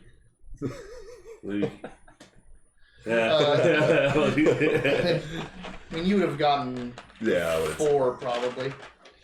Yeah, because that was the next card I drew. Yours would have been the 4. All right. So, Ace of Spades, a hail. It makes sense. They are ambushing you. A hail of lasgun fire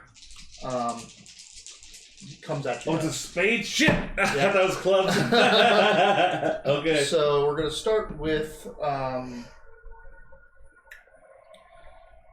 shooting everybody. There's gonna be one for everyone. So we'll start with you.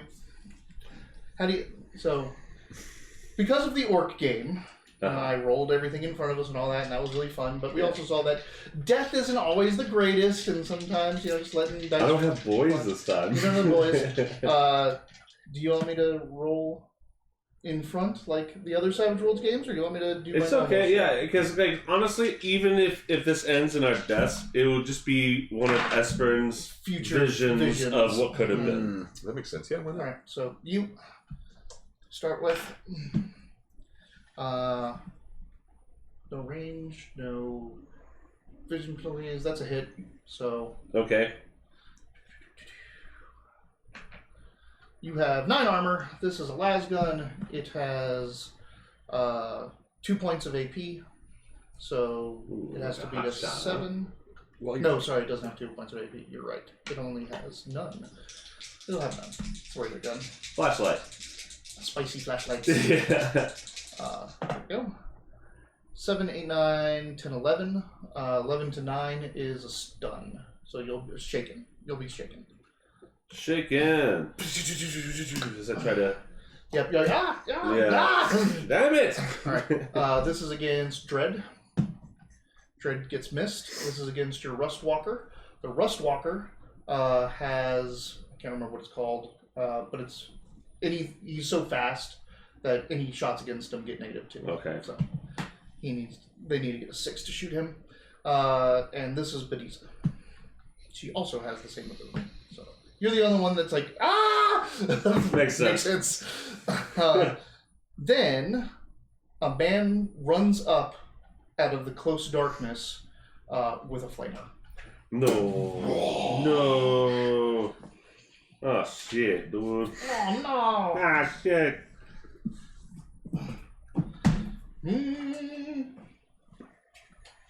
Flamethrowers, the thing. May be evaded. Armor protects normally, but flammable targets hit hard. Alright. So, Dread is going to try to evade. Come on. Get off of the pencil. There we go. Fails. The Rust Walker succeeds. Bediza fails. Just spin a penny. She succeeds. You were shaken, so you don't get to evade. Oh, dear. Well, this has been another edition. 6, 10, 11, 12, 13, 14, 15. So that is 1 raise. So that is 1 wound. Okay. Oh, shit. And you want to soak? Yeah, I'll try to soak. Does that get rid of my shaking just by spending the, Yes. Okay. Alright, so my soak Is your vigor. Vigor, which is a D6. Do I You get the Okay. Yeah, you get the wild die. It's a 5. And that's a soak. So your energy skin deflects the fire. Yeah, what is energy skin? It's just that so It's like a because you have cool clothes, right? Mhm. And I don't want to say that you're in armor. So what you have is you have armor plating underneath that also has shield emitters, like basically force field emitters.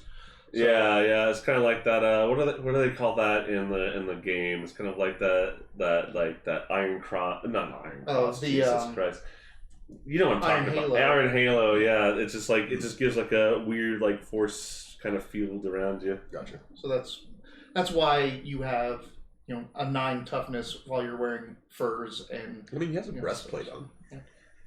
That's for decoration. Shit's dirty now. All right, It's more for that is their pride. Yeah. I'm gonna run the car over. Okay. Well, And remember, you are controlling Tank and the Rustwalker, so you can make them act first or do whatever you want. yeah. That's okay. So what I'm going to do right away is going to use my force barrier power.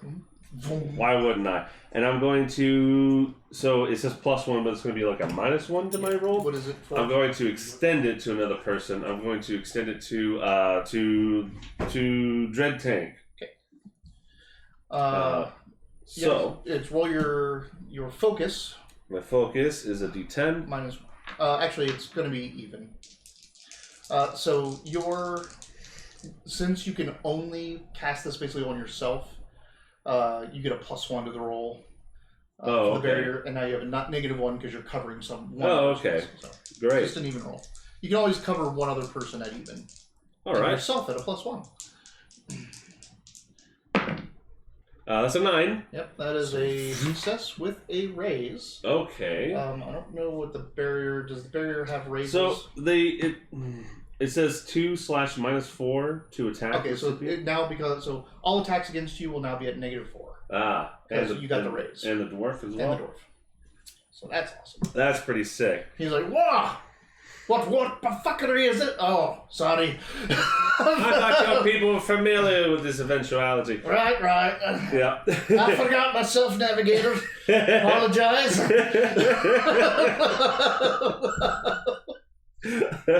All right, and so that's my action. And as I'm just gonna move towards the flamer, but that's also where the Rustwalker is going. It's going to chop up this. Yeah. Turbo kids. Yeah. They're gonna do that. All right. Go ahead and roll it. He's rolling d10s. He gets 2 attacks. So he doesn't get a wild die, so just roll 2d10. Okay. And he's going after the flamer. Yeah. Okay. Slice and dice is a 3 and a 9. Okay, the 9 hits. All right. Which you didn't designate, but which one is the saber? Which one's the claw? Oh, Just look at the dice and I'd suss it out. say the crystalline saber is the hollow one. All right, The so that transparent one. completely ignores this this armor. Here we go. Is it on? Yeah.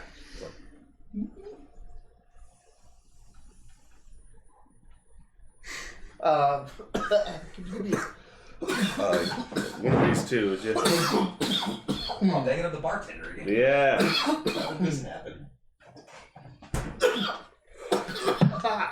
Yay!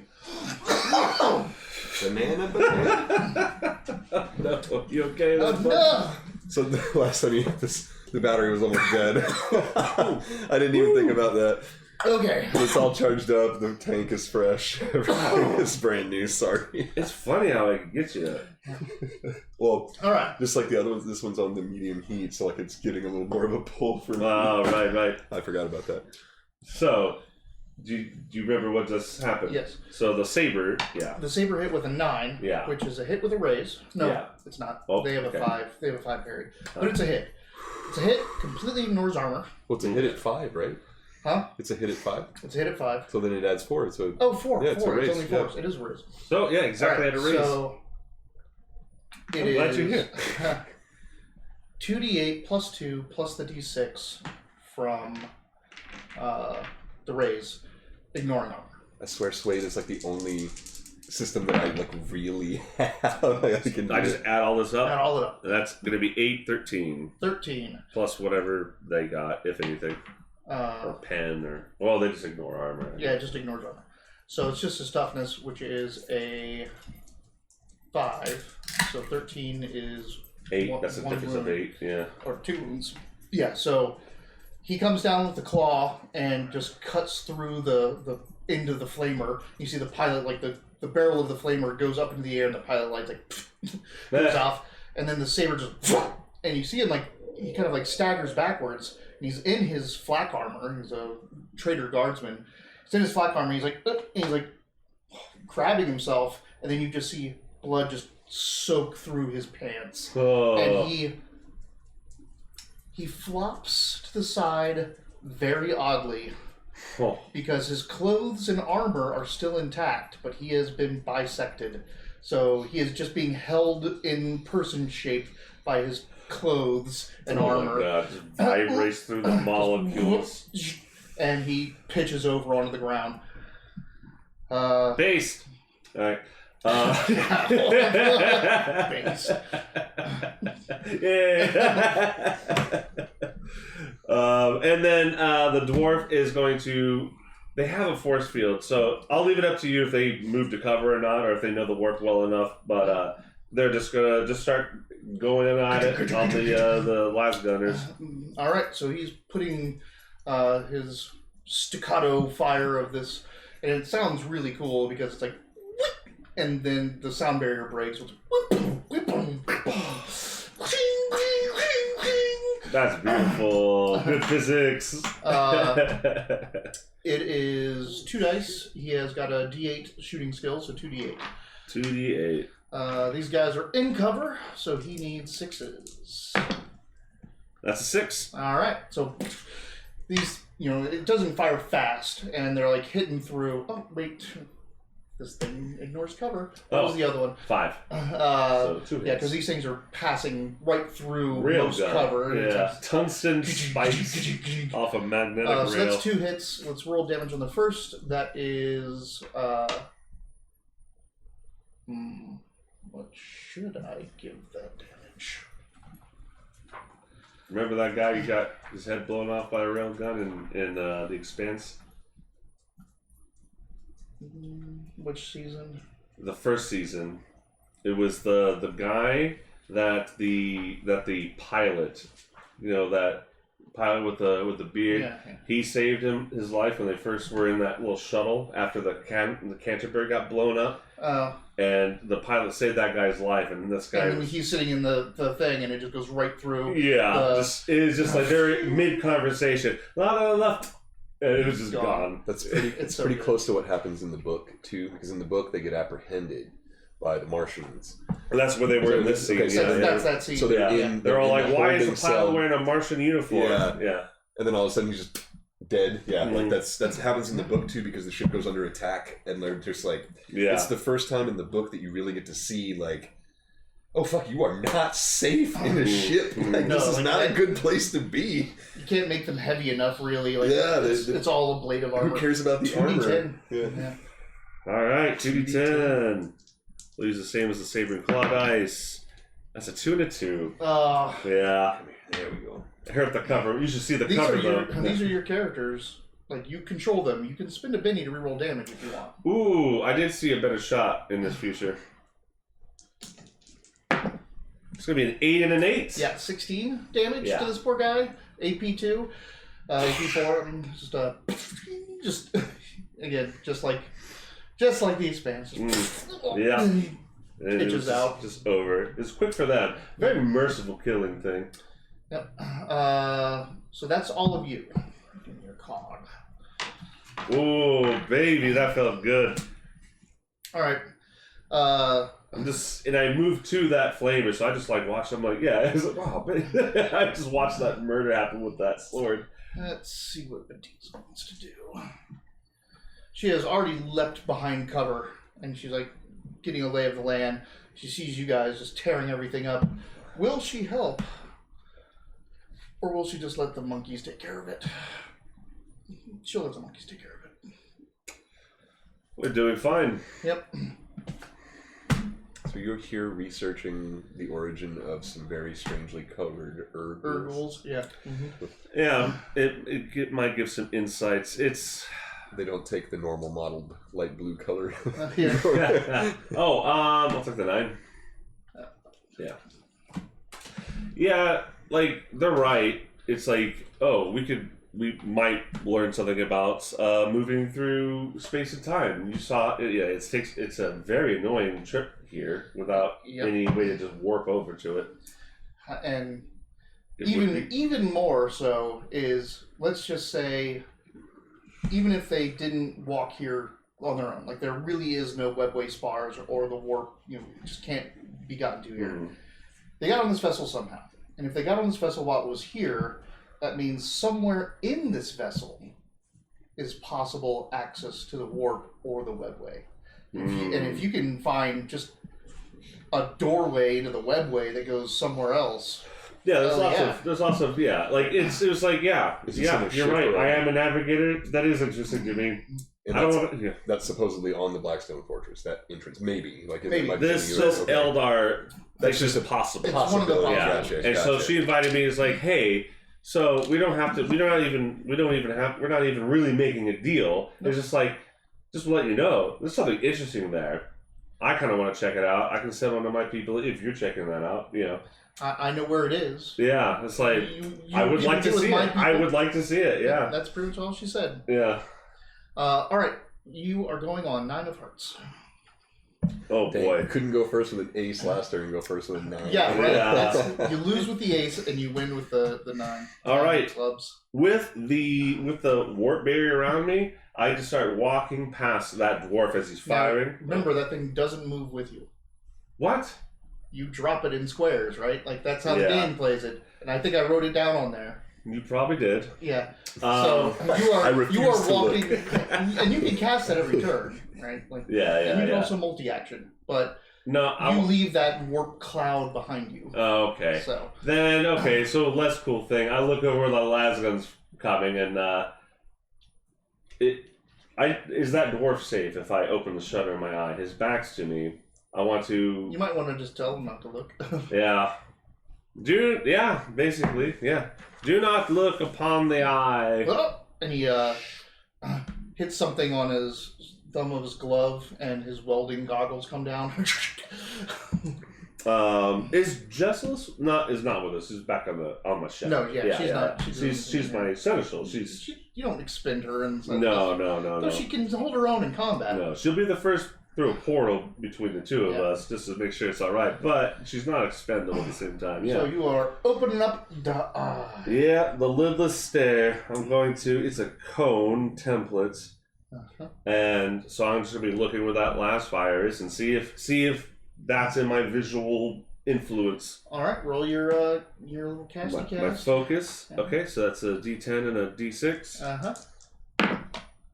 That's a 10. That's an 18. All right. So, there's like you're in your warp shroud. You can see the las guns firing, coming at you, and you're looking into this place. And this place, the creepy thing about the Blackstone Fortress to your vision is it looks the same. What do you mean? Like, normally, like, wood and tables and all that don't even have a representation most of the time in the warp. The warp is just another landscape on its own. The earth and the ground and the mountains will. And if something's been lived in a lot, this emotional energy will start coating it and you'll start to have that. But when you walk into Blackstone Fortress, it has a floor, it has a ceiling, it has the walls. Everything is also there, shimmery and a little bit glistening, but it is all represented in the warp. So when I open a navigator's eye, what I'm doing is I'm basically like opening a window for like light from the Empyrean to just shine here, and it's not a wonderful thing to look at. You're opening yourself to the warp. Yeah, shutter to the warp, and your little window, and the warp. I You're, imagine you scream a lot while you yeah. do it. You're like, "Ah!" Okay, I'm good. That's the thing. Yeah, I don't think it's like a. I don't think it's like a psyker. Like No, it's, they are not. Like you said, Yeah, it is like So you have the warp eye. You have It's- two things. creepily Yeah. chill You for what happens. You have two things.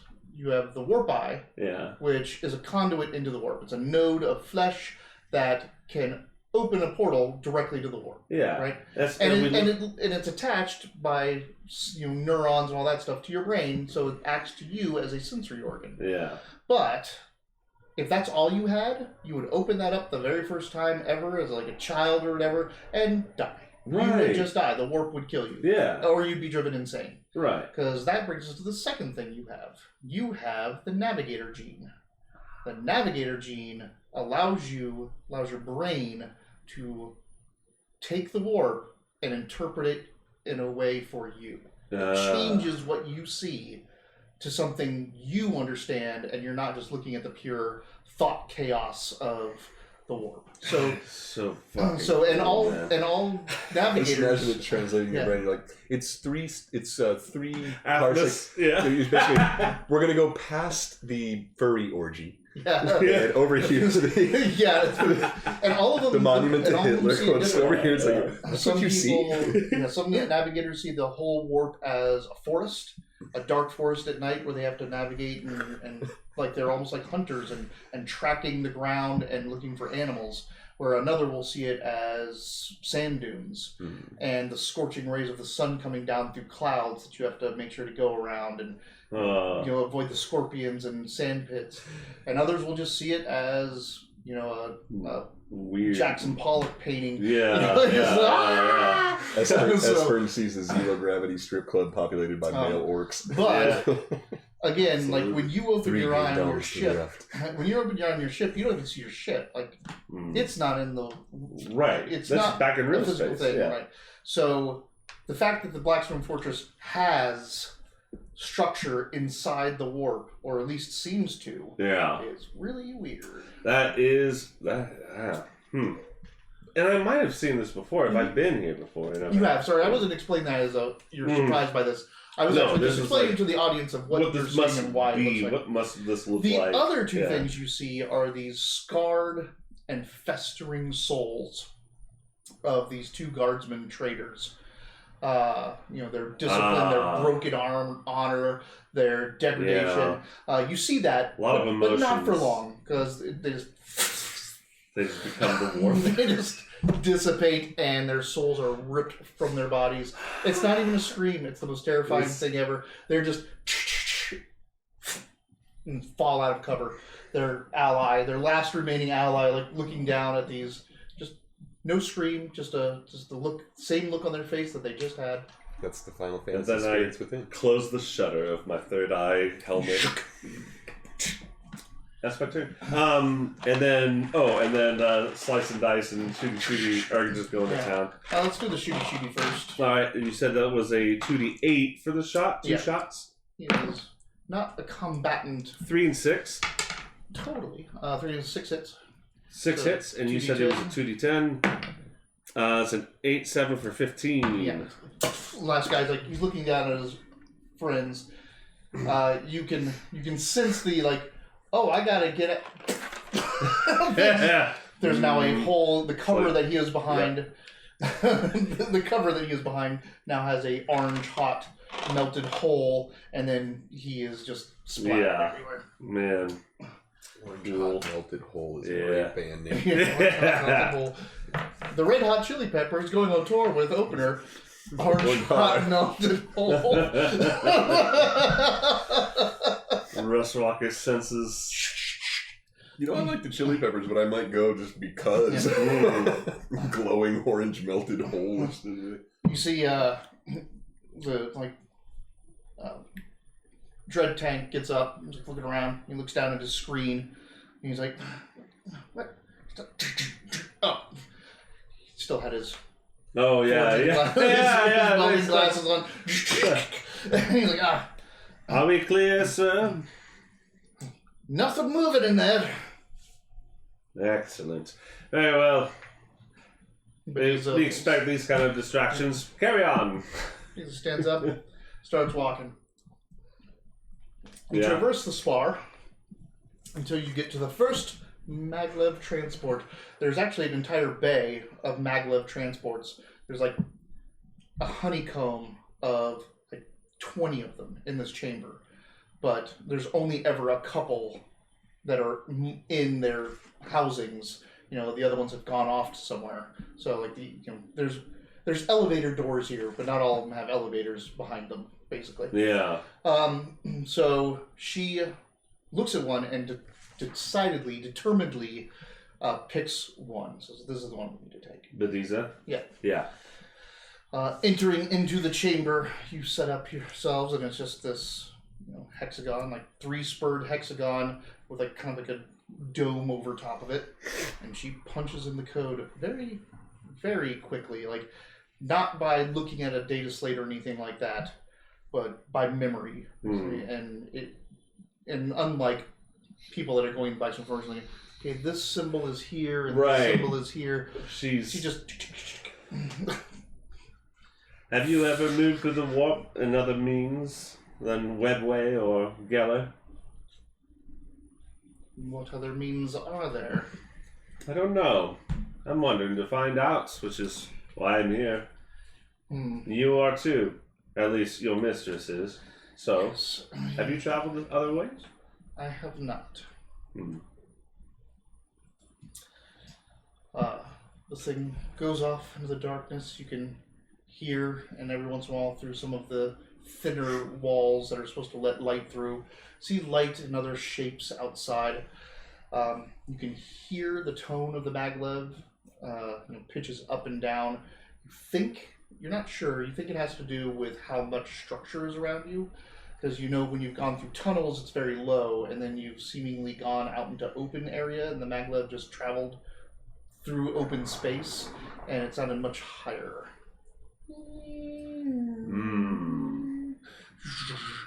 And the maglev locks into a destination.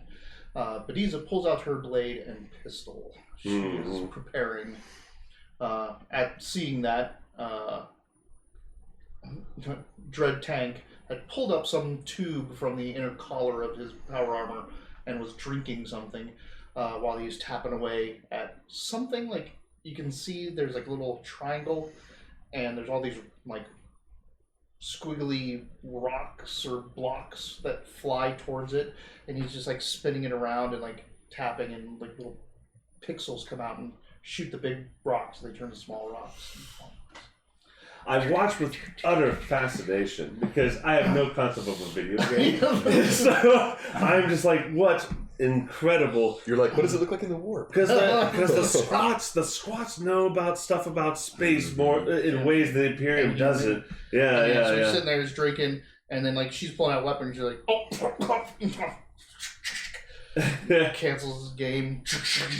Gets ready. I look at my reflection in the staff. I don't even have a gun. Nope. Yeah. You can hit people with that staff. I sure can. I was going on that flamer if our Rustwalker. What a terrifying creature, huh? That's a model you can get, huh? Yeah, that's Skitarii. It's a Skitarii that's been brought back to life with base brain power, just like a killing machine. Yeah, it's basically a servitor. The Princeps controls a group of them, and they move as a unit based off the Princeps. The Princeps is a elite Skitarii. So it's like a bit like a tiered synapse. Yeah. Or like Eldar, the warlocks to the Wraith Lords. That's right. I forget warlocks gotta hang around those Wraith Lords. So it's like those. Like almost every faction has kind of a thing like that, it seems. But yeah, so he. Well, you don't know what it was. It was a person and is now essentially part, like, the halfway between a servitor and a dreadnought. Like, a little bit of brain power still in there. But I can totally see that, yeah. Oh, man. It's terrifying to read how they treat the Skitarii, because it's just a resource to them, to the Mechanicus.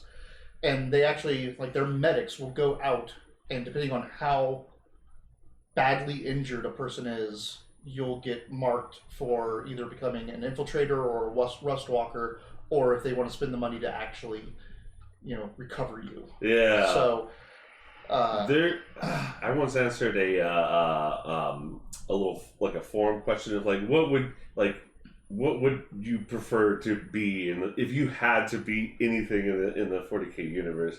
Like, what the hell would you ever want to be? And I was like, I'll be a servitor.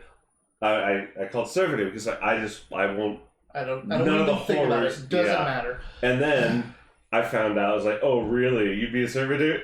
Here's what servitors feel all the time. And they like send me a link to like, it's a hell of sensation. Like it is, because the same kind of like the idea of the emperor's still alive.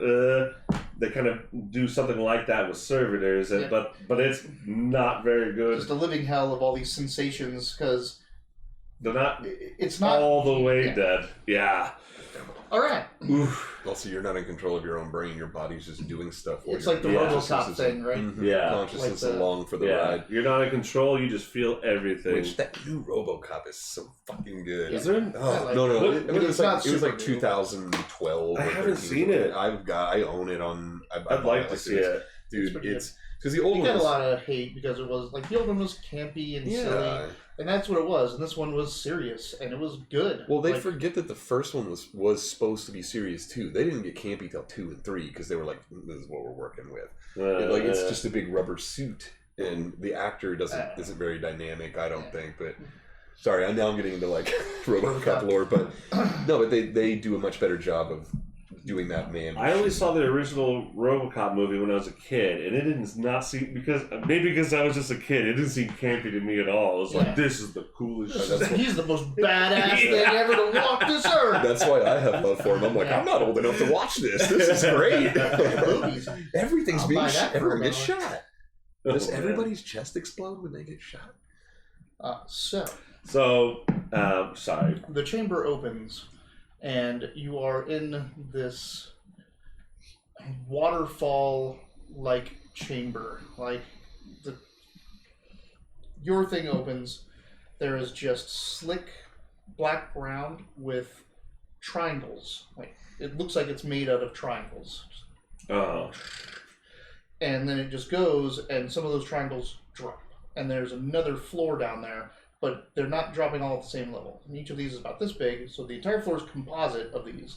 And then it goes, and then some of them are a little bit lower, and then some of them are a little bit. So it cascades down, and then opens up to little plateaus and other fields as it just goes down, down, down into a darkness you cannot see.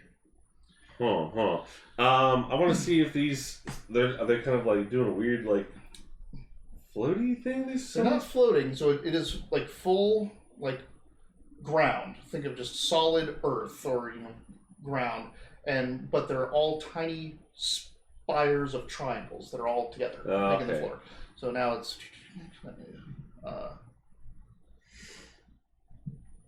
no. And it's really just going down. It's kind of like how big is this area? How big is the area that's not going down?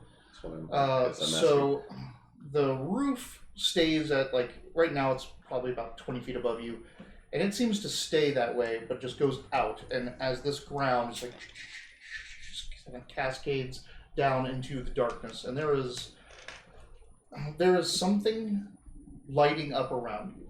There's a soft white light that kind of like almost like a moonlight that you can see around you. But you're not sure where it's emanating from. Can I detect any kind of like psychic activity in this? Make a science.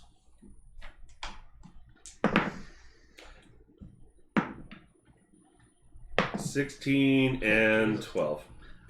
There is. So 16. 11. There is 6 and 5 is 11. 6 and... No, the first roll, like I rolled a 10 and then a 6, and then I rolled a 6 with this, so I rolled that as well. So it was 16 and an 11, not 12. Yeah. Okay, that's. Sorry. No, I'm just bad at math. It's just. I guess this isn't a great image, but like spires of earth. Oh, that are like, cool. They're like, but these are instead of being like massive, these are like this big, so it's like can be even more intricate. Ooh, gosh, like those face needle things you put on. Yeah, like that. Yeah. And some of them, and they can some of them slide down to that. Some of them are sheer down to another level.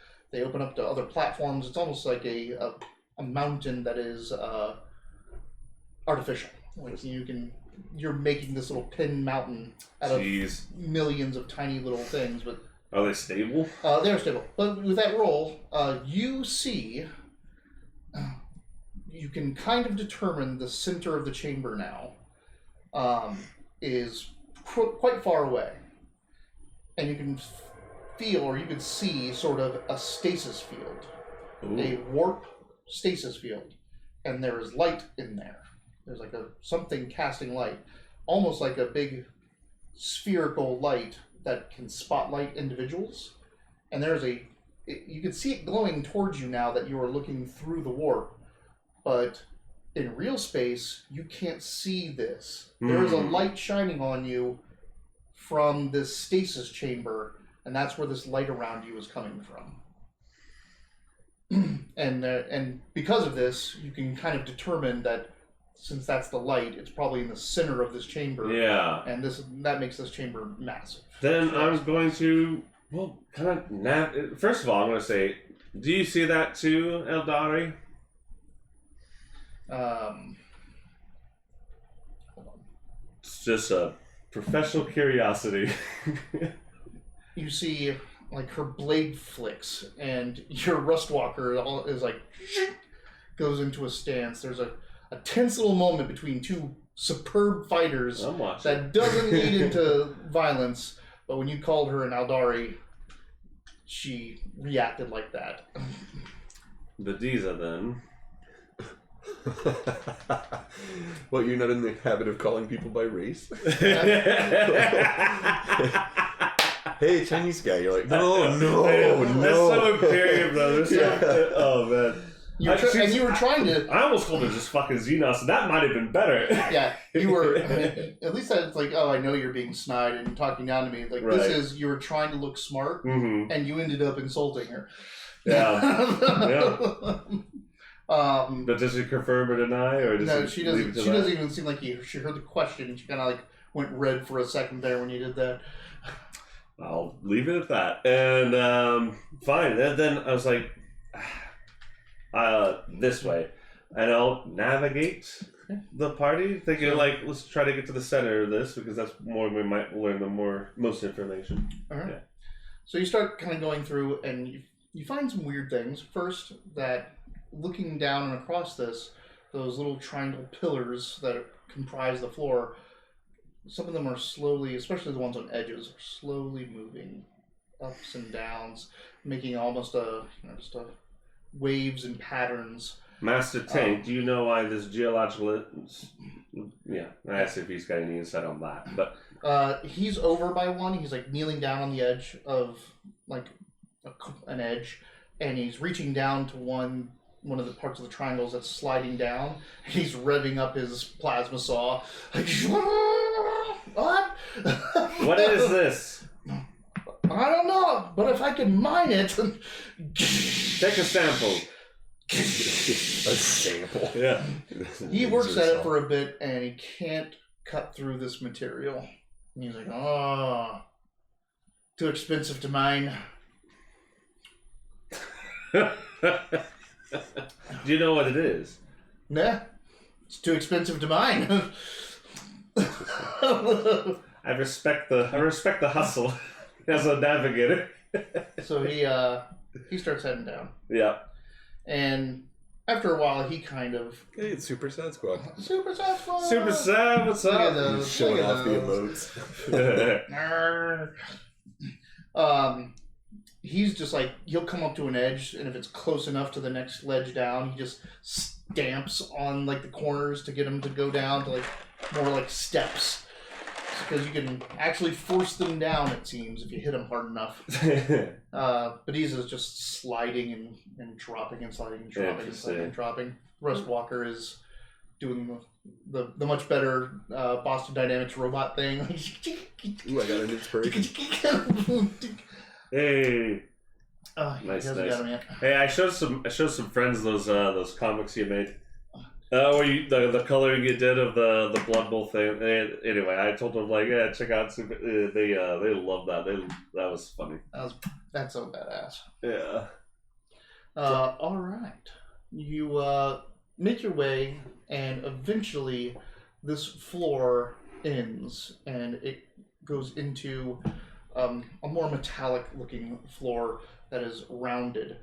It has a lip, then it has a textured flooring, but you're seeing that this thing seems to almost be producing more of the floor.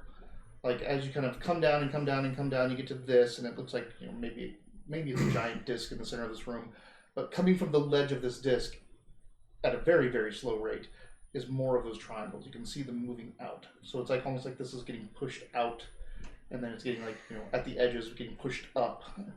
And that's why it looks like this. Gee whiz. Another Benny too. Hey, thank you. Oh. Benny's on date.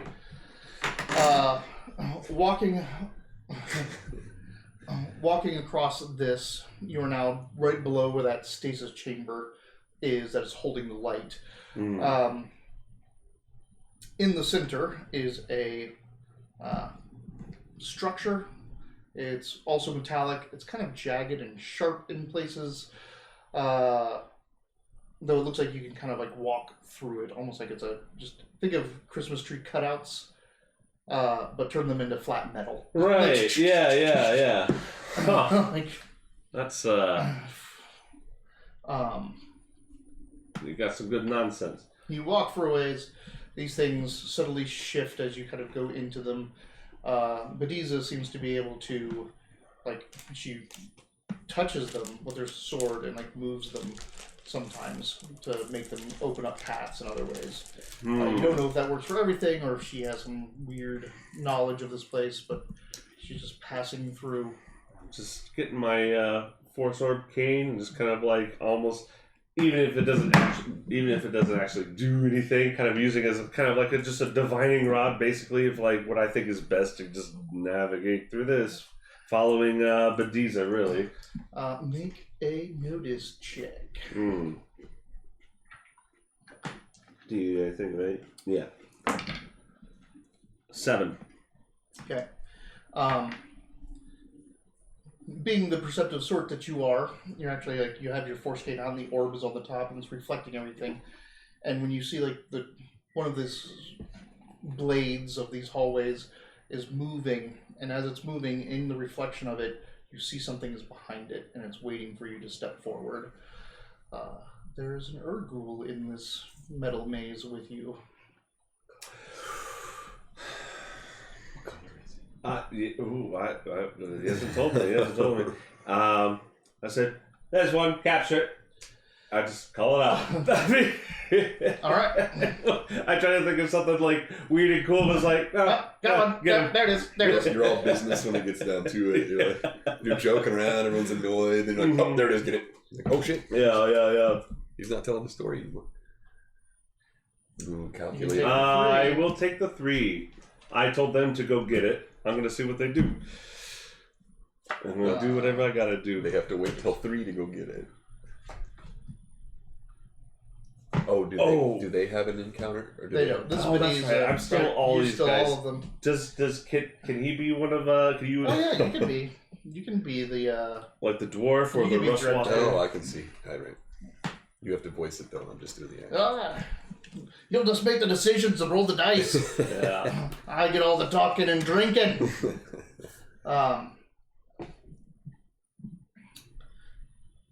9 goes. So you hear him call out, there's one, and he's kind of indicating behind these, bladed walls of this forest. Hey, diseases, are we gonna listen to this cheeky bastard? Alright, so he's got that saw, he's got the tungsten railgun. Do I see the thing he's telling me to go get? Notice roll D8. No wild. Oh, yeah, you're in control of it now. Wild die. Wild die. 8 and a 6, so 14. 14. 14. Now that he's said that, and your angle from walking behind, you can look through, like, he's up ahead going around a corner. Mm-hmm. You can look through the other way. You can now see where he's indicating it's in these spikes, sitting there waiting to pounce out onto the path. You need it alive. You said capture.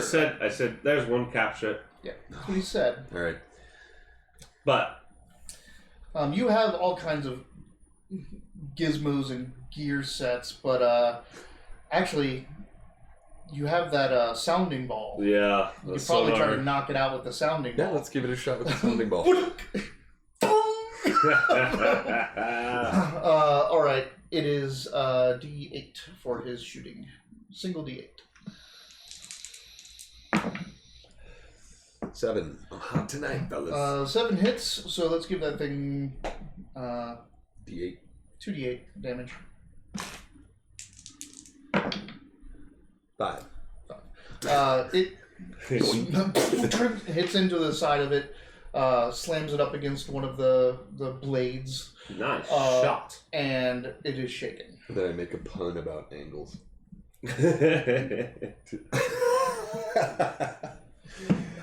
Pun is the hardest thing to be put on the spot about. Yeah. You can make a joke of all day. Make a play on words. You're like, oh, go fuck yourself. Then it is Betiza. You caught this thing completely by surprise. It's literally trying to figure out how it got here. Like, they don't have control of their travel through the warp. Yeah. How do they keep ending up everywhere? They don't even know.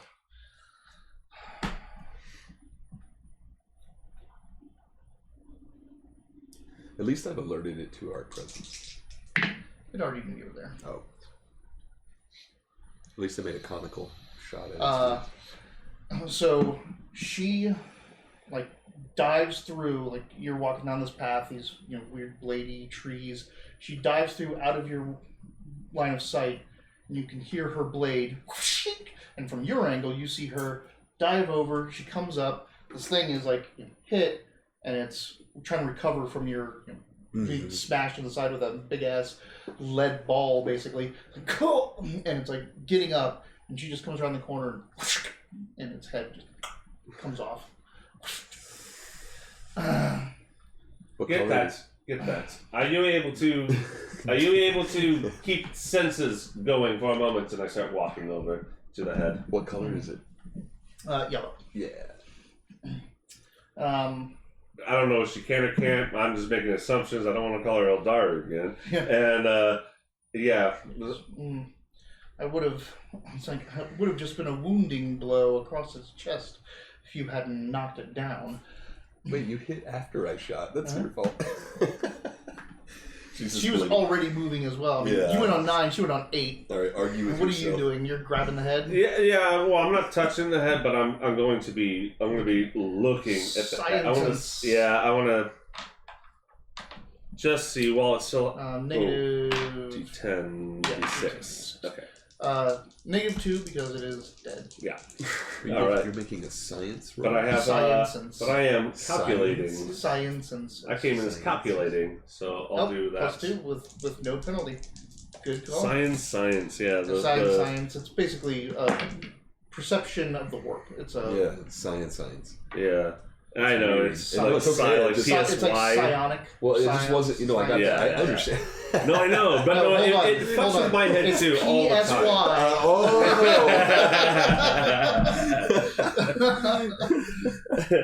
time. 9. 9.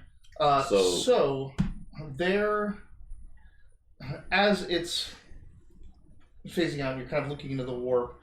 You do see, like, it's not really death rattling, but there is something passing through its organs at the moment as it's dying and kind of deflating out. There are little, like, almost like heat ripples coming out of its little nostrils in the warp. So it is in some way disturbing the warp with its physical nerve clusters. So I got, you know how I also got like these goggles over my eyes? One of them is recording this in a recording that only really navigators can see, because it is like kind of like a recording of the war. It's a recording of your impressions. It's like tapping into your senses. Yeah. Cybernetically little slot. It's trying to get an interpretation that really like only other navigators will look at, and they'll all argue over what it means. Oh yeah. But you still got it. Yeah. So, yeah, and that's what I do. And I just think about what I just saw. That might even be more interesting. You're like, ooh, this is going to cause an uproar. Like, everyone's going to be like, what is this? It also garner me better contracts within my house. You're working your way up. Yeah. It's not. Well, it's not going, but the other one is. Who's he going to attack? Oh, there's another one? Yes. Only Clever girl. One. Yeah, it's true. And I'm already just dealing with it. Yeah. It's ignoring the Rustwalker, so it's either going to go after Dread, you, or me. Mm-hmm. Looks like a you. So it jumps out from the other side. Bring it. As you're stooped down and looking at this. Yeah. It is like these things you've seen them before. You've encountered them. Their corded muscles and how they move is so unnerving when they're on the hunt. Yeah. Like when you just see them running, like chasing, they have this loping like loop of a gait. Everything kind of like is really that. But when they go into the combat mode, it just whips. Corded whips. All right. Oh, that's sick. How they do look so cordy too. They almost look like they're just exposed muscle, really. Their models. 6, what's your parry? My parry is a 5. All right, you are hit. What you got? I got 2d8.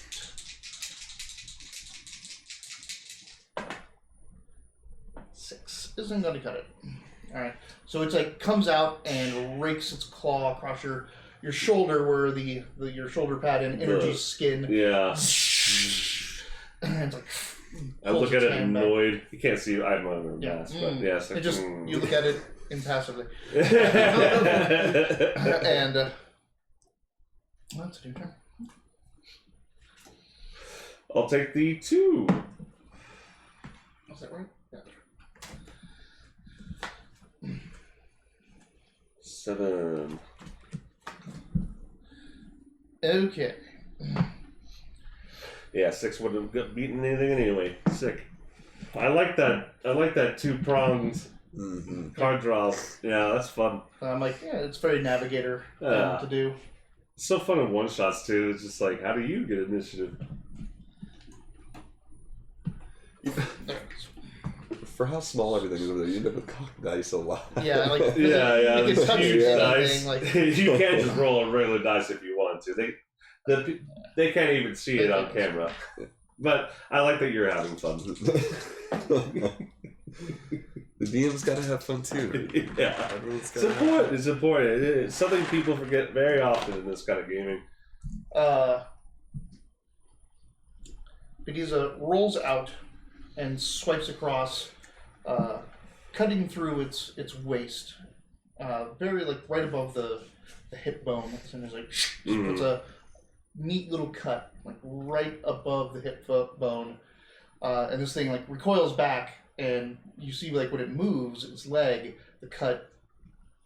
Oh, like so she very specifically hit it in a place where now it's like ow, ow. Every time it moves, it's like ow, ow. But it's only shaken at the moment. So I see. So that's 8. Sorry, the Urgle goes. Doesn't like these odds. It's seeing too many people now. Let's see if it'll run. Yeah, it's smart enough. It runs. So it ducks back in and starts scurrying through the spikes, the blades, bladed walls. Can we find out where that thing is going? She takes the end of her blade and like, licks the little thin line of blood off. She's like, "Indeed." Let's do that. Gross. She pulls up this thing. It's like looks like a tube. And there's something at the end of it, and it's black. It has like one little thorn coming out of it, and she sticks the tube up her nose, and the thorn pierces into her nose, and it looks like now just looks kind of like jewelry. Yeah. But whatever that thing is, she puts that in there and starts That's cool about shit. starts going through the bladed forest again, moving things out of the way. Right, let's follow her. And let's start walking. You make your way through the bladed forest and out the other side to another area where it goes out to the black triangular modular floor. But this area is built up right around you. So like you walk out and this wall, like as it's coming out from underneath the floor, it's shooting straight up and becoming a full wall. Except for there's 2 or 3 like chasms through it. Whoa, dude. And she picks one and starts going down it. Following. You eventually... This thing... You get to an area as the chasm, and it kind of opens up, and this stuff drops down, and it literally goes to another chamber. Like you are seeing a big old opening in a yawning expanse of nothingness. You see more of that. So the floor, some of it's going down there, but it doesn't look like it all goes down there. There's like just open area. Does this space seem to have any sort of pattern, or is it all just kind of random? This all of this like area that we've been walking through, Yeah. it's just randomly like those things are just. You don't know what that thing like. From what it seems, when you came in, this thing just builds structure like floor and wall, and it's not being controlled anymore. So it's probably just expanding and sprawling out onto all these other. It makes me think of like GLaDOS from Portal. Yeah. Builds the Taken realm in Destiny. But there's this big kind of a deck almost. There's glass over top of it, which is shimmering down a whole bunch of light, but a lot of it looks shattered and broken. And this entire, like as you kind of come down and into this chamber, the chamber looks a lot more inviting than most of the Blackstone Fortress. Almost like this is a place where people were supposed to be. Oh. But it's also wrecked. Like you can see age-old firefight, scorch marks. Yeah. Old armor and pieces. There's no bones or anything like that. It's way too long for bones. It looks like battles were fought here, and probably not just at one time, but over millennia. This chamber has become a hotbed of something. Lots of broken structure, broken floor, chunks of material, whatever this material is around you. There may have been some type of effigies or statues in here, but now it's just shattered pieces. Some of it has been piled together orderly, like something did it, and other ones look like they've just been strewn about. Some of them actually look like they've been pushed together to make cover for firefights, but like there's piles that are neatly piled, there's scatters, and then there's like defensible areas in this. And she like smells around. She's like, this is just outside their spawning ground. This is where they hunt. Many chambers lead here. Spawning, huh? How do Pergul spawn? And that's what he is here to find out. We're trying to learn about the Urgals. Yeah. So you're gonna film some National Geographic with those glasses, huh? Right now I'm thinking like, how many could there be in there? Could we just be walking to our desk? I'm trying to find a way. Could I sign like I don't know if navigators necessarily have this kind of power, but like can I look at like possibilities and kind of like get a danger sense? Dangers. I didn't give you any of those powers, but well, if I can't do this, you can just roll the best you can with tactics or whatever that. Oh, okay. Let's see. What do we got here? Battle. Stealth, Battle. academics, athletics, electronics, fighting. No, that's What would focus, scrying hacking, fall under? notice, occult, persuasion, piloting, science. I don't think there's a tactics one. What's the sheet? You want to see the sheet? I want to see the sheet. Here's the sheet for you to see. What is that? What did Dermot have in D&D that him look into the future? What was that called? Oh, that was like where you get like roll the divination. bone. Divination, Like where you get the wheel. Whoa. No, I looked at the what was that I can't called? remember what it's called. Huh. I want. Oh, because this only puts skills that you have. Yeah, go ahead. Just go ahead and make me an intelligence check.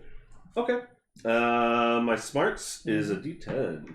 How about that? Oh, smarty smart. No, yeah. nothing. Yeah, this is like you look at possibilities, and this entire the weight of this fortress, crushes on that. Yeah, It's nobody. too much. Yeah, It's too much. There's too many possibilities to parse. Yeah.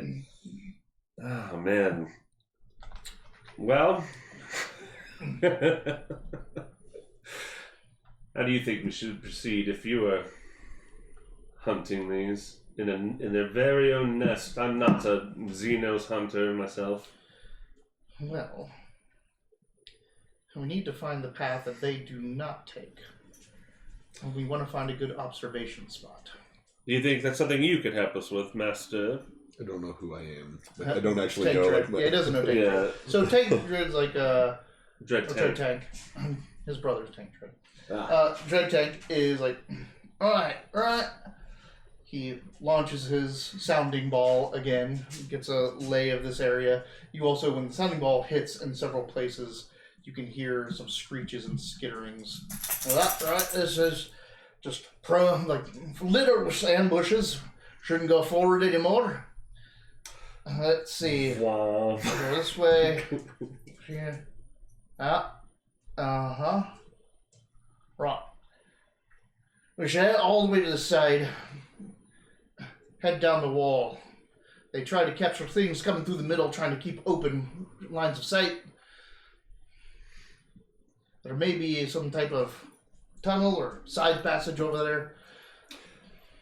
I think we should find out.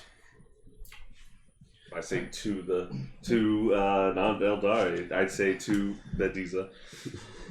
And we're gonna take that. You know why? And like you keep saying, because I hope you're saying it in character, but you know why she's like calling it Eldari, right? So I know a lot about the schisms with the Eldar people, but like Eldari kind of like is that A in front of the Eldar is kind of, I don't know a whole lot about that, to be honest. Yeah. So no, Because she's a Drukari. Drukari, that's right. The true masters of the Eldar race, according to them.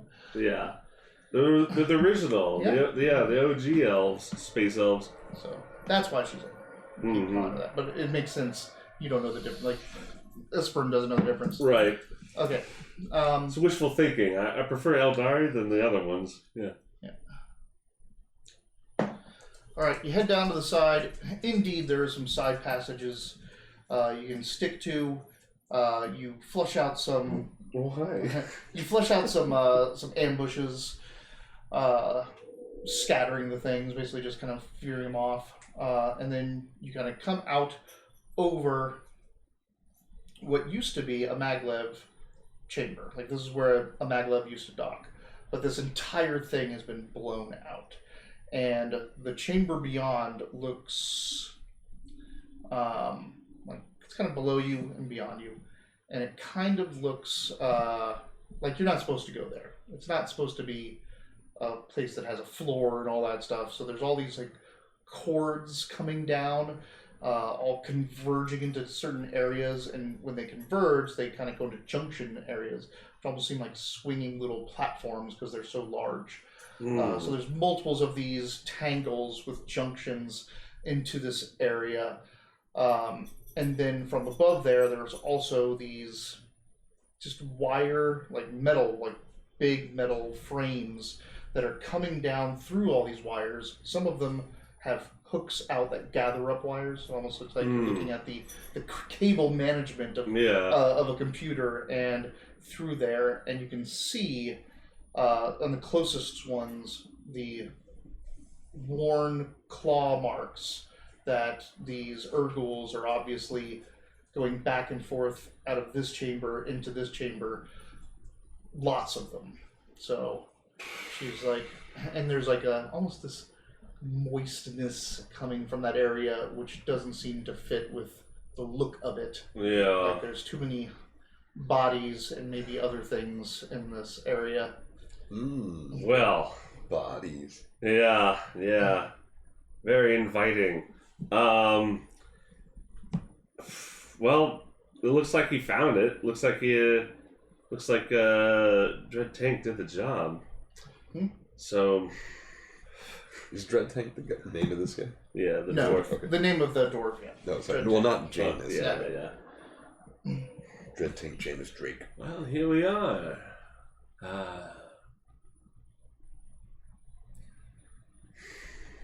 Should we sneak? We can. She holds up that bottle of like a metal bottle with a little sprayer on the top. She holds that up and so like hands it to you. She's like, "You may need this," and that's when she cuts the Rustwalker controller off of your belt and tosses you down the maglev shaft. The Jukari does? Yep. Just tosses me down? Ah! Yeah. You bitch! Yeah. You curse your son but inevitable trail! Never trust the Aldari! Um, Yeah. Shit. Alright, I'm desperately looking for anything. yeah, so you slam down into an area that this maglev goes to. It's just a platform barely sticking out. If you were just a couple feet back, you would have kept going down this chamber, that shaft. Oh, You hit this. Yeah, she like whoop, and like tossed and pushed you. You hit. There's a whole bunch of cables in front of you that have lots of little claw marks from passage of hundreds of Urguls over years, and it's just this tangle of these junctions and these cable management systems stretching out in front of you like some dystopic cyberpunk dark forest. You can hear skittering and see shadows. She took the controller off my... Uh-huh. Oh, because if she would have grabbed me, that thing would have just tried to attack her. Yep. Yeah. Alright. This is the thoughts I'm having as I'm on the floor right now. It's like, calculations. Is this... You hear the plasma saw kick up from Dread Tank, and then a moment later it goes silent. He was very useful. What are you doing? Well, maybe he's still working with her.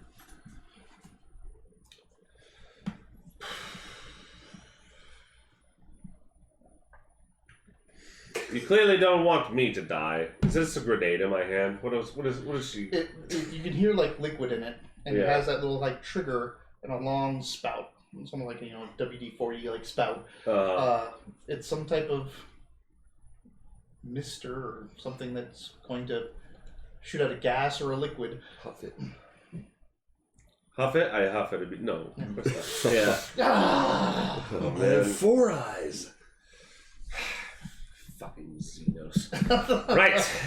What am I... Oh, God. I mean, there's so much I'm looking at right now. Yeah.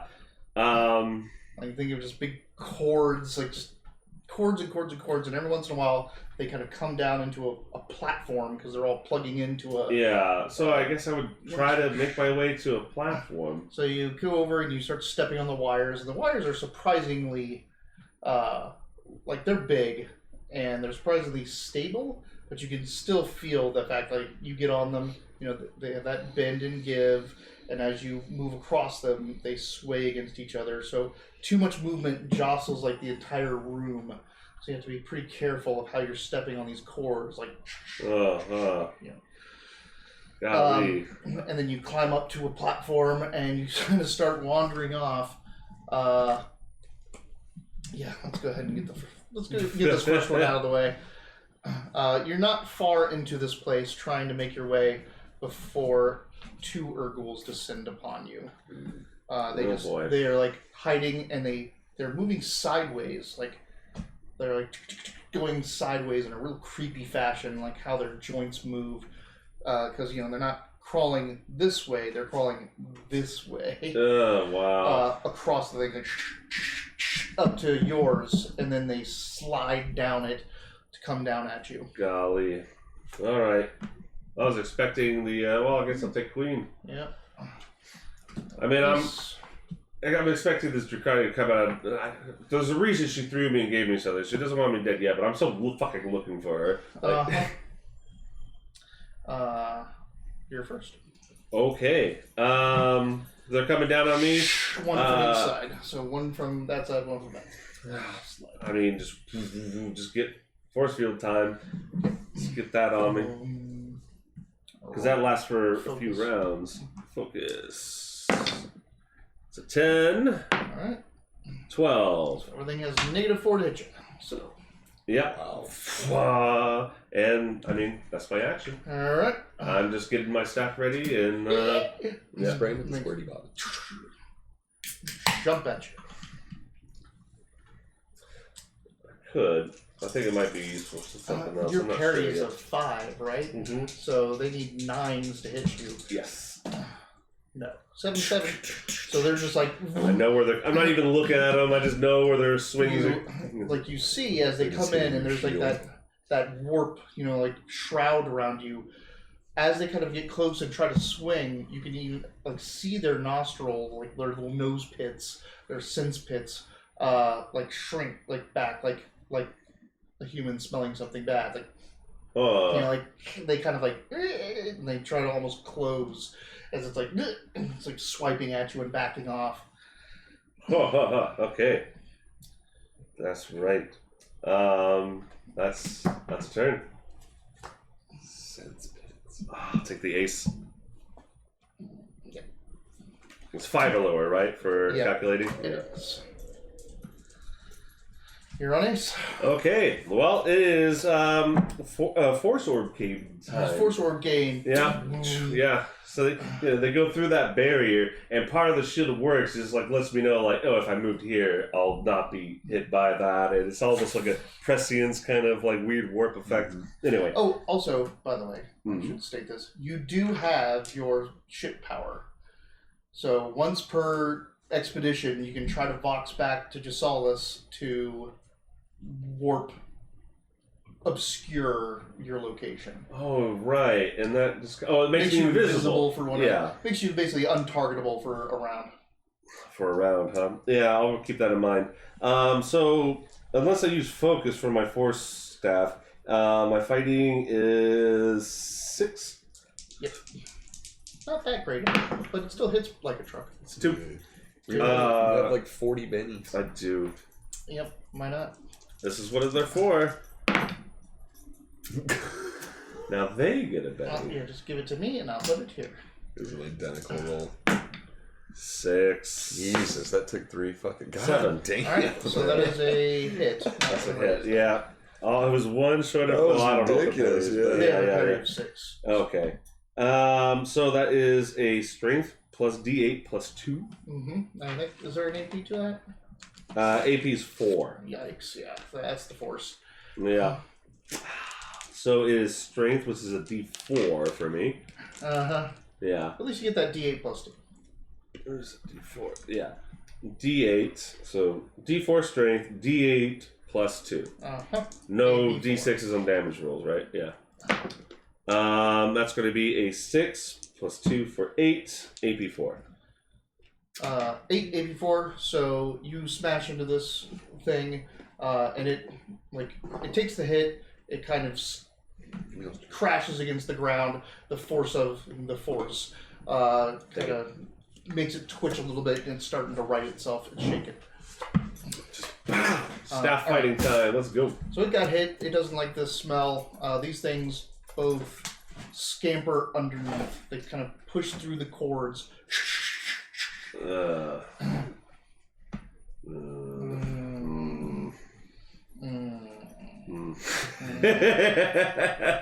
are you doing?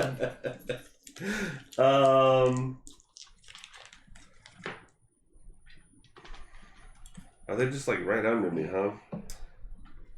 I'm gonna give it a moment. I'm gonna give it the 5 rounds in my shield just in case they come back, and then when that power dissipates, I'm like, if they haven't shown up by then, I'm gonna expect them to jump in at that moment, but move on. Drops. You start to carry on.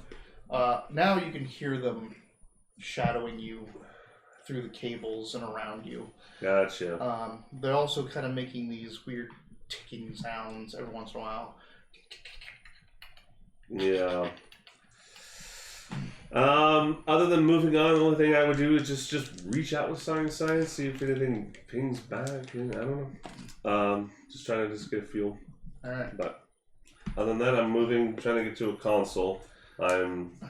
You eventually, you're heading this way, find another area where there's a maglev chamber, just like the other one. The thing is that since this place wasn't really meant to be gotten to or gone to in this manner, there isn't a stop here. And it's just a chamber that goes up and down for who knows how long of a shaft. And, it'd be pretty, it would be the most crazy coincidence that anyone else is passing through this maglev chamber at any given time. Are you heading over to this shaft, or are you going to try to go somewhere else in the... That was a pretty heavy GM hint. It would, but... You going to go investigate the shaft? Yeah, I'm investigating the shaft. It would be uncanny, but I'm going to try to see it coming if I can. All right. Robbie takes a better look at the shaft. So you walk over to the shaft, and you're looking down, and that's when you hear a whole bunch of skittering behind you, and 6 Urguls all kind of come in from the 3 exits that come from this area, the 3 kind of paths you can take through the cords. 6, 2 on each path. They're hiding in the cords, coming through them, starting to make their way down towards you. Looks like they're moving in for the kill now. Some of these are, the ones you've killed before were a little bit scrawny and smaller. Some of these look like full-size adult, experienced Urgul. Looks like you got the shaft. Yeah, I know. Wait, what's that? There's something coming up the maglev shaft behind you. I bet it's more Urguls. It's got... fuck me. I start moving to where I could be kind of have both of them in my sight. They're coming in, you're backing up, you're looking back, and you see a maglev coming up through the shaft. Remember, it might not stop here. No, it's not. No. This is not a stop. Right, that's what you just said that. And these are fully enclosed things, right? Yeah. Time to make a jump for that. Yeah, I was gonna say. Yeah. So how's that go? In your maglev chamber, after you've gone through your few first couple chambers, you hear something flood onto the roof of your carriage. This carriage is occupied. Do I even hear that? No, you Ding, didn't. ding, ding. I mean, does this thing have windows on it and stuff? No, so I don't know what the hell that was. You're like, but Welcome to Blackstone. now you know that wherever this opens, there's something going to be on top of this thing. Gotcha. All right, I'll ready the pistols. Did I come here by myself? No, Okay. you have. What rotator would ever do such a thing? I have to do it. Yeah. Let's go ahead and take our I break. just gotta say, we just got here. It's 8 o'clock. Yeah. Perfect. All right. Oh, We're gonna beautiful, take a beautiful, break, beautiful. and then we'll. And then I had a question from about an hour ago that I didn't want to forget. So when he wanted to ask, what's her name? Xanthus I got these. is Which? the girl that he came with, the Eldari. Bediza. He wanted to try to tell Bediza to do something, and you told him to roll. And he rolled it, and I thought it was a success, but then you rolled a 4, and you said that she kind of waffled on him calling her an Eldari. Yeah. So I wondered, did he succeed his persuasion and then fail his RP, or was it a roll against? I don't remember what I had him. He just said Aldari, and I rolled her. Maybe that's what I got wrong then. Maybe he was just throwing the dice for something else, and I thought it was that. Okay, that makes sense. Because he was looking at, I think he was looking at something else. But she was just rolling her willpower to see if she attacked him for insulting her. I thought that he had rolled a persuasion to get her to do something for him. That's why I was confused. I was like, was that a contested roll, or did he?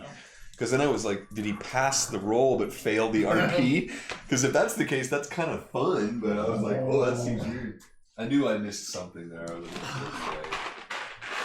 I have the rest of the front of it. Yeah.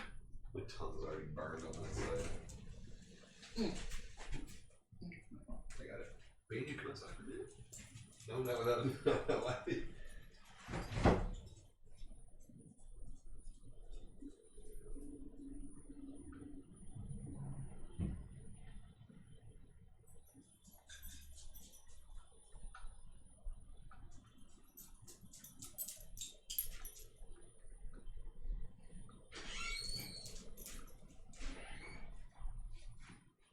Oh my god.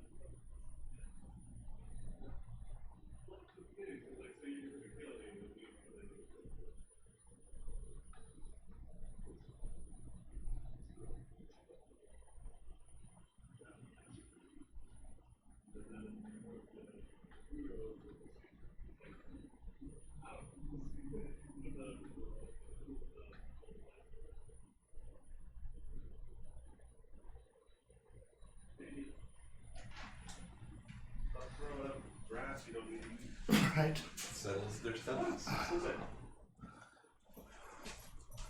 If you want it to hit softer, I'll turn it down. Whoop. There it goes. Now that'll be softer. You'll still hit the same, but it won't pull as much. Yeah, it won't pull as much liquid in. Sorry, I forgot that I had it set to me. This guy's got to go. Seriously, he kept getting right in my face when I first got here. I'm like, he was like aiming at me. Come here, buddy. Gotcha. You know, I don't drink anymore, obviously, but Tecate was the only beer in a can that I was always like, yes. Like, I like canned Tecate. It's not bad for sure. Like I prefer bottles, but yeah. Canned, but if I'm gonna have a can, I choose Tecate. I acquired a taste for it. My roommate, not my roommate, my next door neighbor in our limited apartments. He was like underemployed at the time, and his wife had lost a job a couple times. And so I tried to like hang out with him as much as I could, and we'd go out and drink and stuff, and I'd pay. But Tecate was like the thing that he was into because he could like buy it. It was cheaper in cans. It was like how he paid me back, and I was like, dude, this is good. He'd be like, sorry, it's cans. I'm like, dude, I'm digging it. And then that became our thing. Like every time we hung out, we got cans of Tecate. Oh, that's nice. Yeah, it was pretty cool. You know, so you do that with Paps. It was just for some reason it was just like better than the shit we were drinking on the sheet. I remember for a little while when Taylor and I first moved in together, she was still going to college, and we were broke. Like, you know, it is what it is.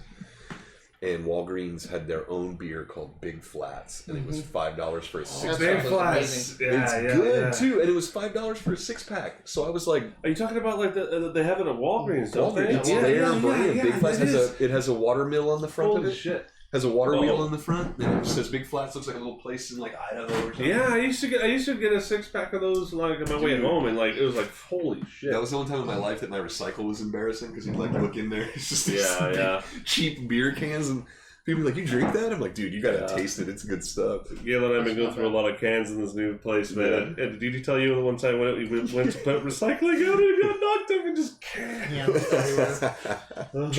don't like me, don't look at me. Oh man. Anyway. All right. So we're on you. So now. what am I doing here then? So you had a visitor back at Precipice. Another rogue trader who you have kind of a playful rivalry with. Is he cute? She is pretty cute. Dina Al-Suba. Dina Al-Suba. She had she lucked upon a artifact from one of the other Blackstone fortresses when it was back held in the Imperial days, like the ones in Gothic sector. So she's bringing that here, and she wants to see if it does anything here. It's supposed to be able to control certain devices in here, and she's shown it to you, and you know where one of these consoles that may fit this key like thing is. Oh, interesting. So now you're in allied expedition to try to find one of these keyholes. Is she here too? Mm-hmm. Okay, so it's her and Her and you. Just us. Yep. Okay, cool. Is she similarly outfitted? Yes. Sword and sword. gun? Yep. She has a. Rogue traders do love their swords, man. It's so It's the mark of I station. know, it's so stupid. She has a Kopesh, huge power filigree Kopesh, handle. Power Kopesh, nice. and a shuriken catapult. Ooh, I have a dueling las pistol and a mono rapier. I don't know. Oh, mono means monofilament, so the point goes down to the monomolecular molecule. edge. Nice. Okay, that's what I thought, but I was like, what is the whole edge monofilament or just the tip? Just the edge, like the edge goes down to a molecule thin.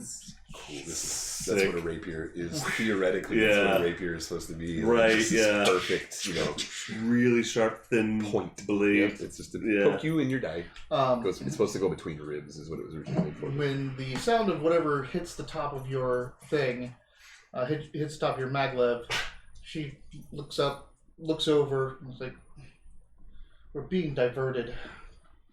I think maybe just some of the roof is crumbling in. Yes, but we're not going to where we just punched in. It's making an emergency stop, I guess. Damn it. Try punching the buttons in again. He's like, well, that door's going to open while we're at it, so be prepared. The lift comes up. My cigarette, put it away. Pipe, yeah. You have a pipe, don't you? Yeah, but it's not really a pipe. If you really look at it, it's a cigarette holder. Is that what he is in this picture? In this picture, it's really hard to tell because they've glowed up the edge so much. I can kind of see it. Yeah, I thought it was a pipe too, but when you look at it, Like the Cruella de Vil kind of. it is. Yeah. It's like a cigarette holder. And I didn't get a chance to finish this guy yet, but I'm gonna paint it into a little cigar, so it's a cigar holder. Nice. But you can see right here on the mini that it doesn't end in like a pipe head; it ends in like a thinner piece. Mm-hmm. Oh. That's cool. Yeah. So he's smoking like, a cigar or something. Right, He just has even if it's like a low stick, but a rogue trader would have more than a Guardsman's low stick. He's got a gold It almost cigarette looks holder. like an e-cigarette. Ooh, that would be even funnier. Bro, we get it, you vape. Holy shit. Is it really an e-cigarette? You got it off the cold trade. You Sure fucking looks like an e-cigarette. No, that's a cigar stub. It belonged to the Navigator you killed. See, yeah, look, it telescopes out right at the end. Underneath the red and orange is like a little brown stub. It's a real short cigar. Yeah. He's almost done with it. It's your trophy from that Navigator you killed. That's my story I'm sticking to. Yeah. Trophy from the Navigator. This space cigar is dope. All right, so we're getting ready to. The doors are opening. The door opens. She's over at the panel looking at it because she wants to get going. Yeah. But the door opens up onto a chamber. The floor is it's blue-gray. It looks kind of industrial, and there's sections of it that are clear, and it looks like it looks down onto some cabling and some type of junction boxes below. Does this look like what we're looking for? It's definitely not where you intended to go. What do you think? Trash. I got a bug. Briggy. Wow. God damn it. Just put it right there. But it's a conte! That's like half my day. What is that? Give it to me. And you're like,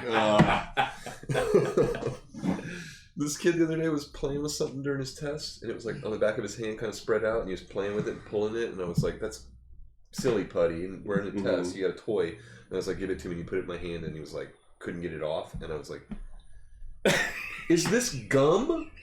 And he's like, yeah. And I'm like, God damn it, man. Why do you have this on the back of your For real. And I'm like, and I'm over at the sink, like washing my hands, like it's cool, but seriously, I'm like, oh god, like it's so gross. Anyway, and also throughout these, there's kind of like these dome areas, like they're just small, like size of this table, little domes coming out of the ground, with kind of hexagonal paneling is what the domes are made out of. Just stubbled all around. There's probably what used to be screens. They just look like black slate tilting off of the walls coming around here with some console type along the walls. Almost looks like there's consoles coming out. It just looks like if you were to guess, it looks like a control center for something, but nothing's lit up. But that opens up and make a notice check. Well, I was gonna say I'm gonna move so that the door is in between, like I'm in between the door and her, so that we're good to go. Notice. I actually have things now. Notice. Yeah. Ooh.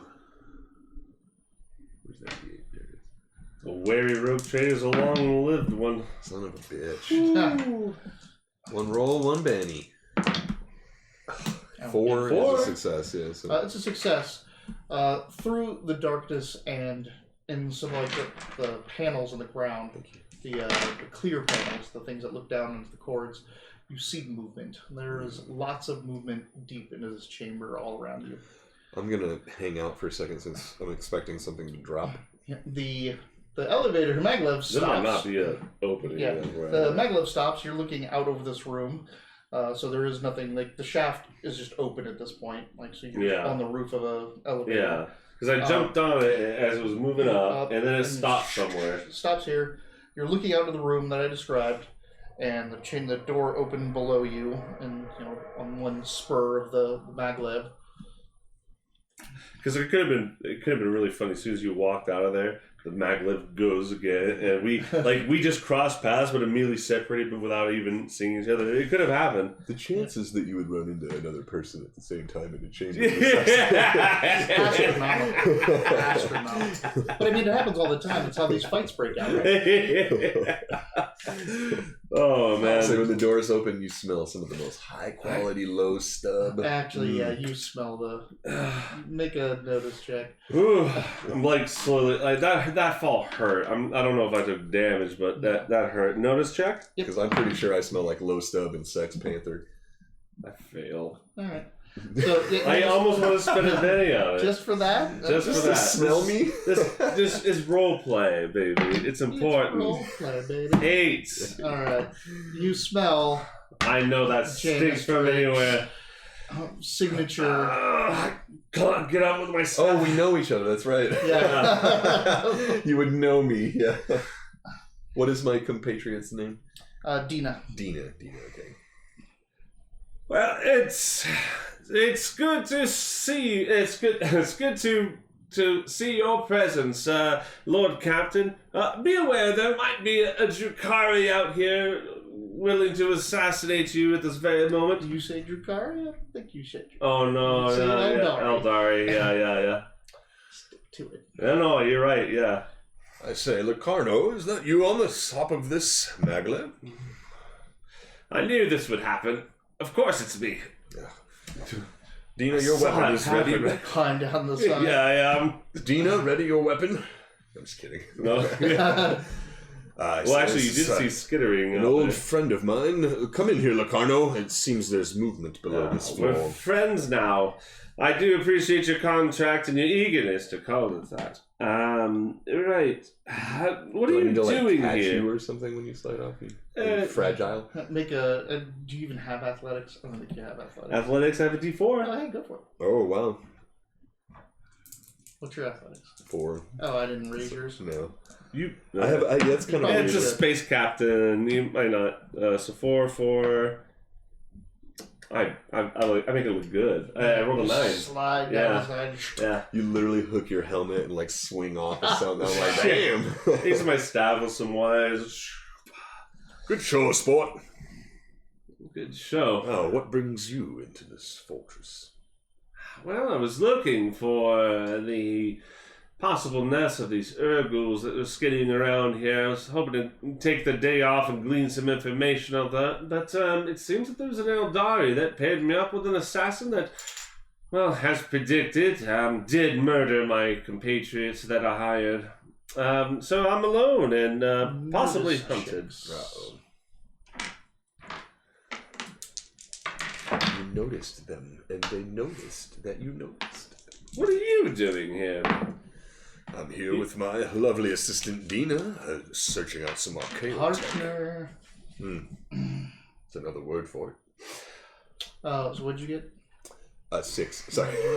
I got a. I just rolled and didn't even. Just rolled, took it right out. Yeah. Didn't even. I'm so register. sorry. A 4. Oh, 7. Okay. So you notice that some of the grates, the floor panels near you, the X's, are moving. Uh-huh. They open up. It seems you've found your... They open up and looking at the Urguls, hexes. Yeah. and Urguls jump you. You're RPing a close, intense stare, and it made me look. God damn I'll take a 10 of clubs. I feel silly. Oh, yeah. You took my card. You did? I was busy judging. Oh. Ugh. That's the road trader, right? No. No.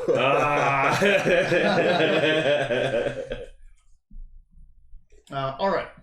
So, what do They go. Yep. They like the things fly up into the air as cords of muscles leap out and take swipes at you. What color are they? One is green and one is kind of orangish. I love that this is like our Blackstone. Oh my Saw god! the Urgle I fucking lost it when he was like when he was describing through that mandrake. I was in the car and he's like, "These Urgle have a strange Coloring to their skin," and I I'm was sure like, you've noticed their and I was like, coloration. "Son of a bitch!" And then you started laughing, and I'm like, "God damn it!" Man. Because like when they picked it up, that was you and Galen. He was like, let's you just said try that too, flash block. Yeah, we decided that would be fun, and I was like, nothing. Galen and I made that decision. Oh man, I was like, Dave's gonna hate this. And then you just wove it into the fucking story. I fucking love it. He painted the red one, and I was like, I see where you're going. And then I painted the blue one, and I was like, that's not gonna work without shading. And then the purple one looked really good, but I was like, these other ones are kind of okay. And does a 31 hit you? I think a 31 hit you. Does a 31 hit you? This is me. You're the shiny guy up front. You're the closest to the door. Oh my god! Yes, it hits me.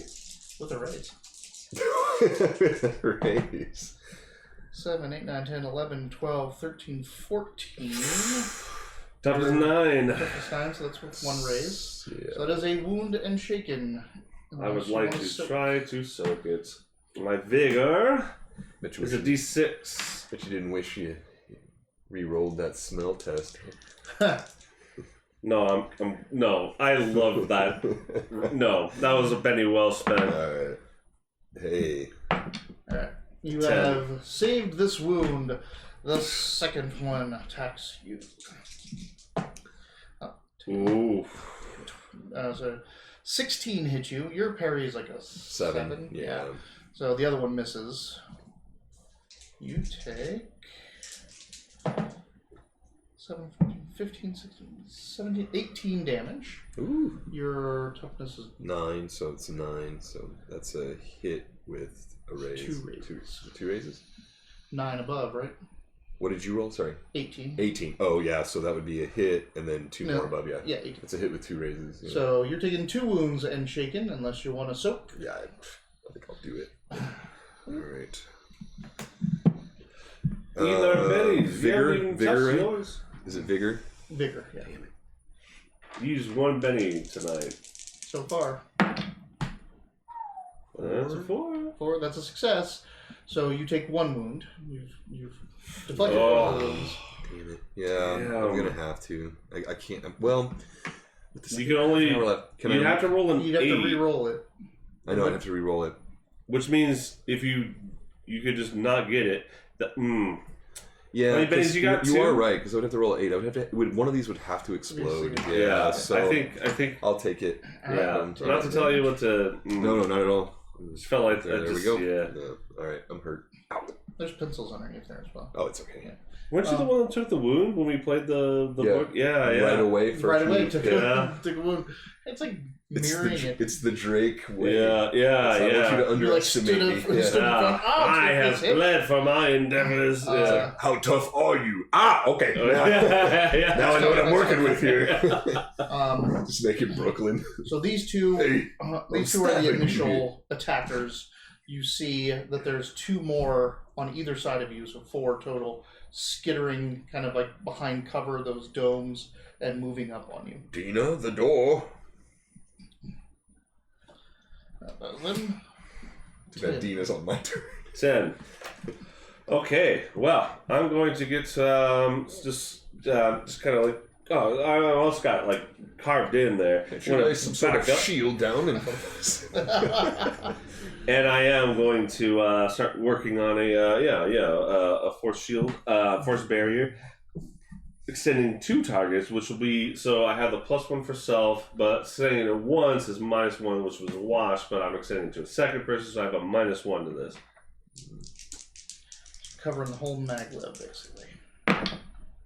An 8. That's a raise. No, it is, but I thought it was your D8. I was like, you have negative no, I have -1. Oh, that would have been a -4 there. So -2 to all their attacks, unless you reroll. no, there's no way. I can't. Don't you tempt me, double.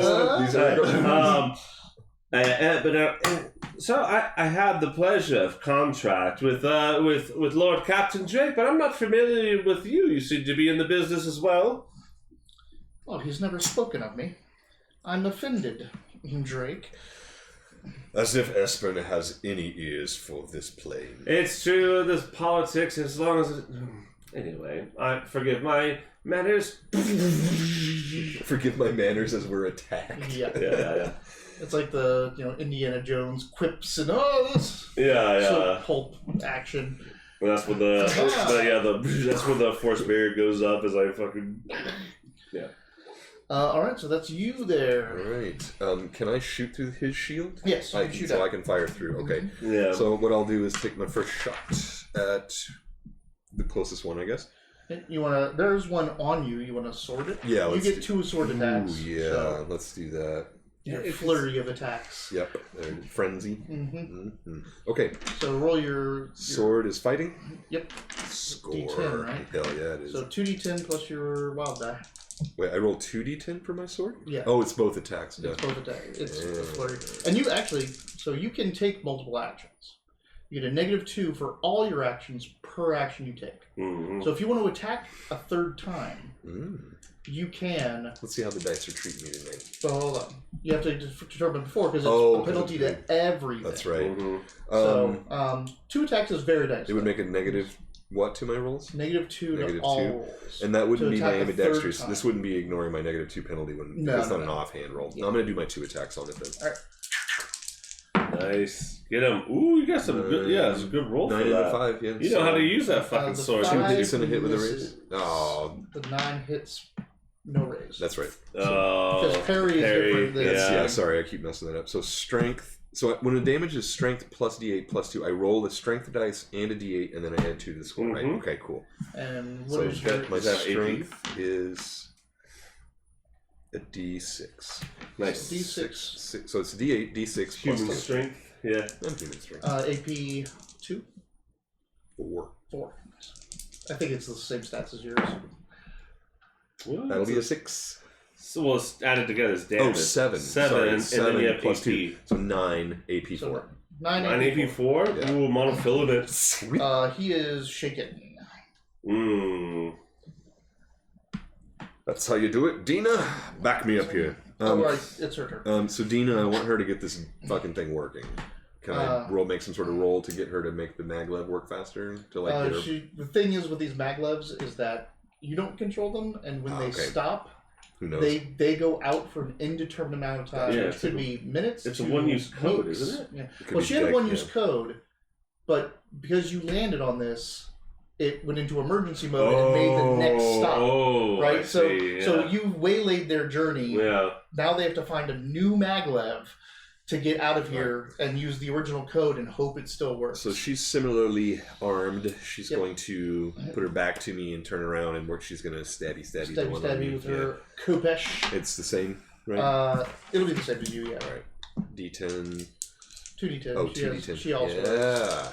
has whirling slick. a whirlwind blade. We're trying. You get the impression we're trying to show off to each other. I get a 7. Friendly rivalry. And then I get a 7 and a 5, so the 5 misses, right? This is 7. The 7 hits. All right, cool. Now she has a similar strength, Yep. and Now, this is what her weapon looks like. Oh, force, power Kopesh. I love it. she gets a 6. Unless I can Benny a damage, but What I don't was think it? I can. D68 plus 2? Yeah, And it was only a 6. yeah, 2 2s? yeah. You can Benny damage. I can Benny damage. Yeah, let's do it. There's 2 of us. Okay.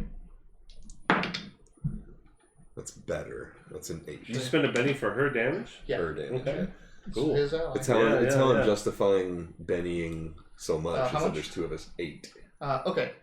So it's already shaken, so it takes a wound and dies.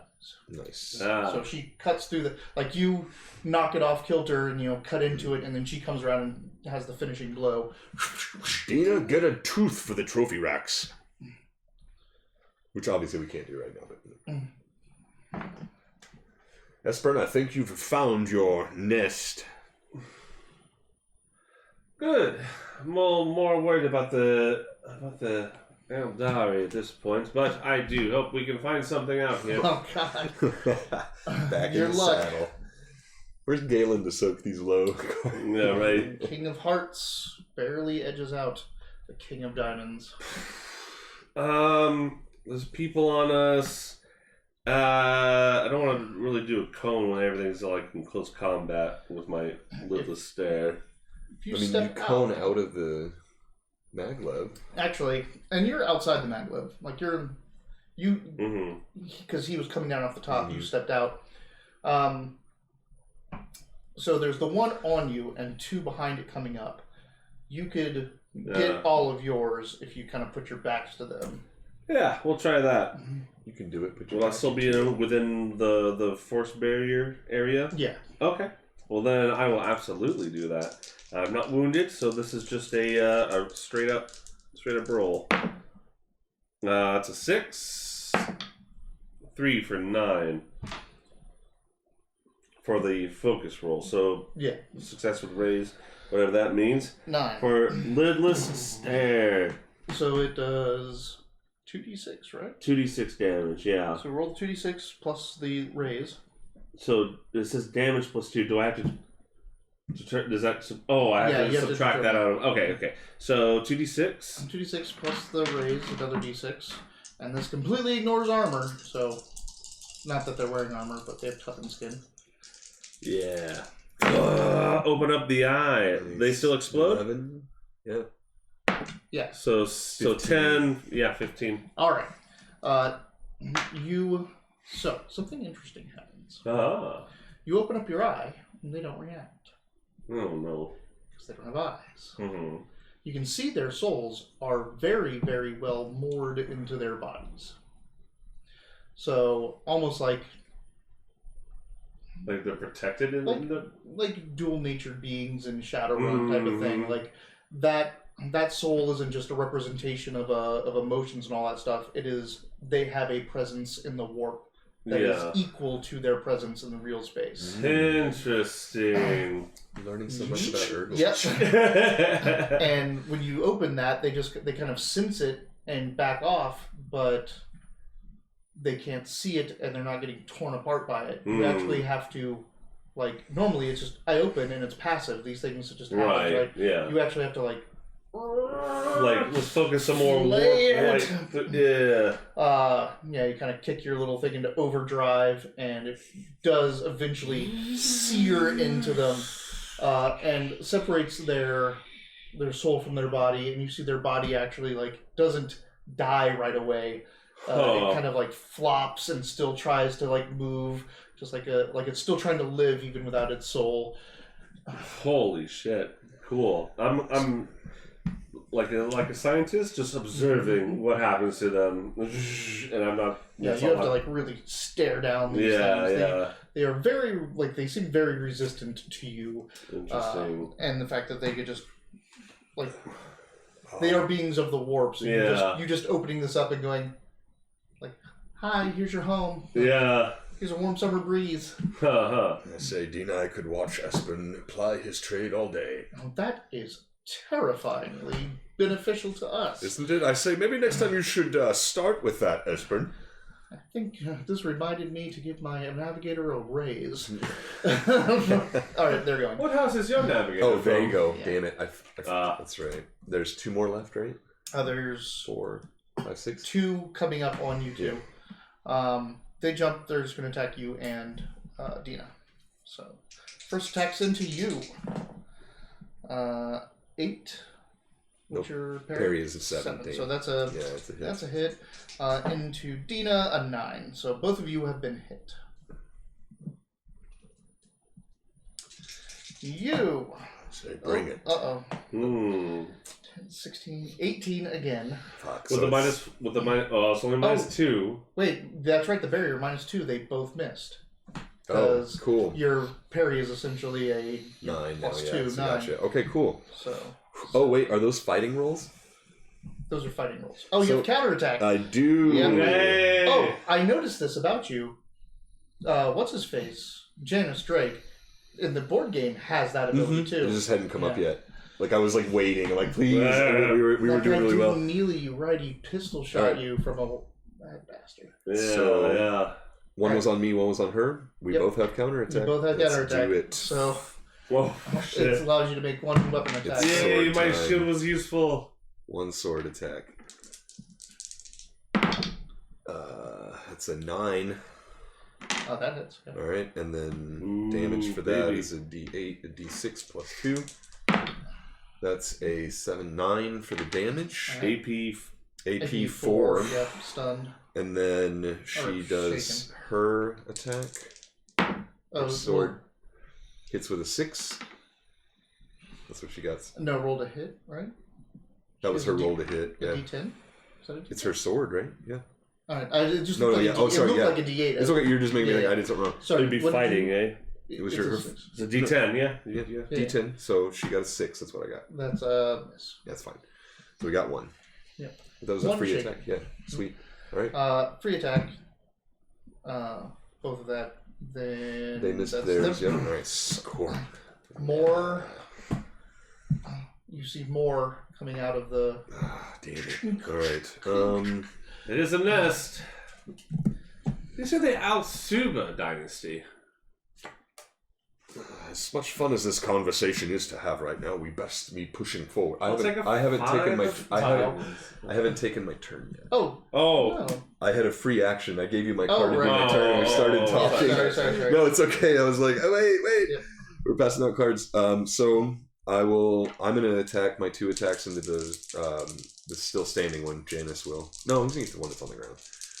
My shaken one. Mhm. It's a 9 and an 8. Both are hits. Okay. You have -1 for damage, though. Oh, I Remember do. that. Yeah. Okay. So it's still both hits. Are those just for? Oh, it is just for damage. Okay, cool. Right on. So then For hitting, not yeah. damage. 7 for the damage. Oh, so the damage is not. Yeah, that -1 is to all skill rolls. Gotcha. So the skill roll. What did I roll? You rolled a 9 and then 9. an 8. Both are still hits. Okay, cool. The most that hits. My first damage is a. So that's not what that. So 6, 8 is the first damage. Okay. The shaken one dies. Okay. Because you get a wound through. So hit the other one. All right. So Because it's standing right next to you. change the damage to that one. It is 11. AP4. AP4. That kills it. Score. So you stab him on the ground, slice that one. Baby. As I said, let's make haste. What did you say that you were after again? I Doesn't don't think you. I don't think We didn't yeah, say you we didn't were say, on yeah, we yeah. were Okay. joshing around too much. Oh no, we kept Uh-oh. the same roll. It's just not much. All right. Remember, And I get to go again? pre-dealt you. Ah, that's right. Damn it. That's right. These things are fucking good. Yeah. Well, Alright. Sour. Oh no, would you consider these a gummy? They are gummies. These are Yeah. good gummies, yeah. There's different levels of gelatin Mhm. firmness. yeah. Like Turkish delight. One more for each of you. Come up. Just charging up. Dina, me, and him. And him. Okay, Mhm. good. All right, Janice. 17 hits. 3, 4, 5, 6, 7. 7 damage. So nothing coming through. Alright. Another Dina. scratch on the armor. Mrs. Dina, she parries twice. Now you. So a 19 and an 8, and your parry is a 6. My parry's a 6. They have -2. -2. So 6. the 8 becomes a 6, still a hit, Okay. and the 18 is a All right. 18 is still a hit too. Still a hit. Yeah, I wasn't even questioning Do you want, that. do you want the critical hit first or the regular? Regularly hit. 9. Your toughness is 9, so Yeah. shaken. Okay. Shit. I wouldn't bother spending it until you see what this damage Yeah, is. I'm just got them in my hand. Mm-hmm. 15, 19, 20, 24. 24.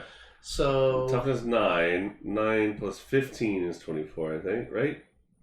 Mm-hmm. Yeah. So 4, 8, 12. So that's 3 wounds. Well, Yeah. here we go. Here we Dice. I think my vigor's a 6. Yeah. Ooh. You got it, man. You got it. Come on. You've been hot tonight. Ooh. He gets to keep that one because you're re-rolling the same roll. Mm-hmm. Oh, that's right. Well, It's okay. I'm not- There's one for the springing- soak, and he's It's okay. yeah. It's the same roll. should be. There you go. 5. Okay, Still so So that's 1, so you take 2. This 2 thing wounds. cuts into you. Actually, I will take that bounce. Or actually, it'd be the other way. So wait, so I'm at -3 to all my rolls now. No. No, you should be at -2. Negative 2. Okay. It's the amount of wounds. Okay.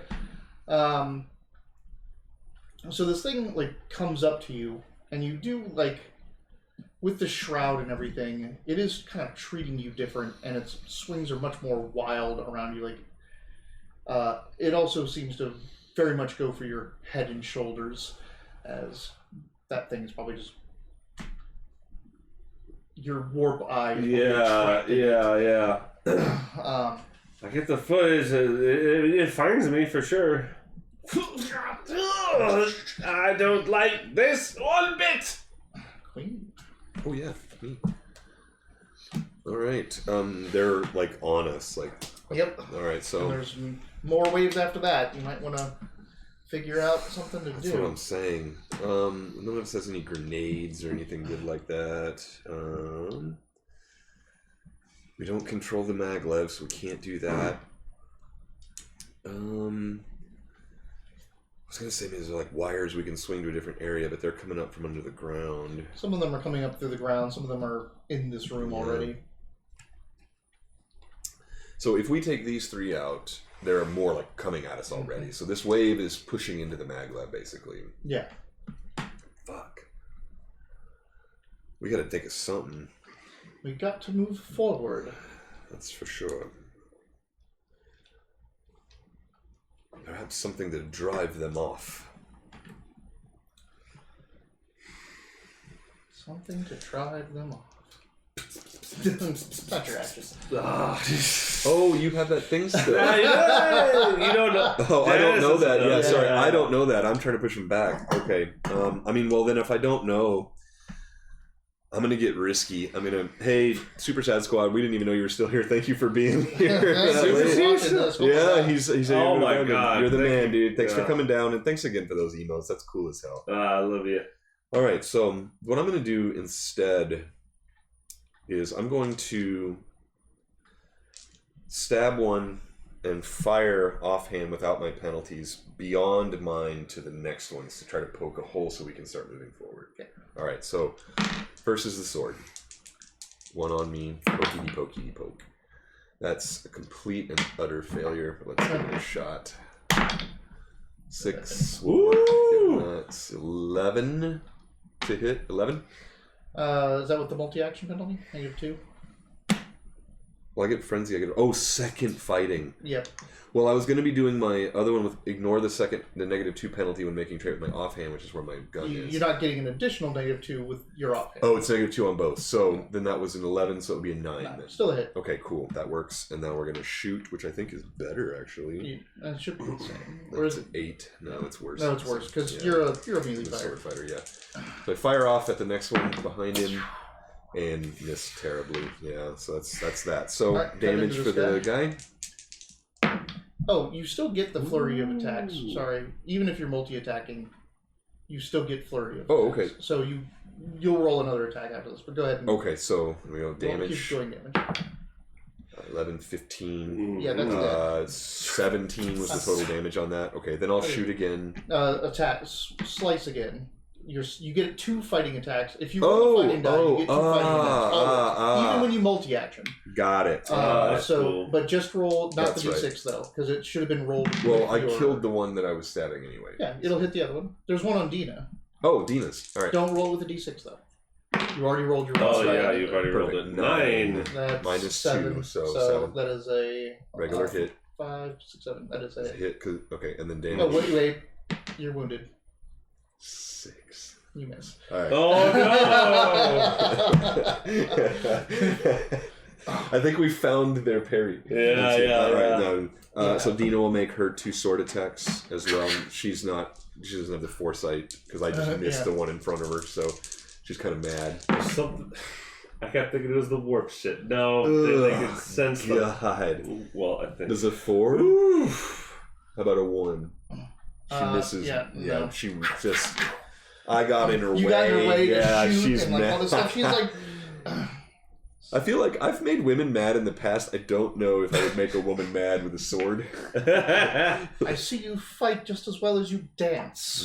Not well with a partner.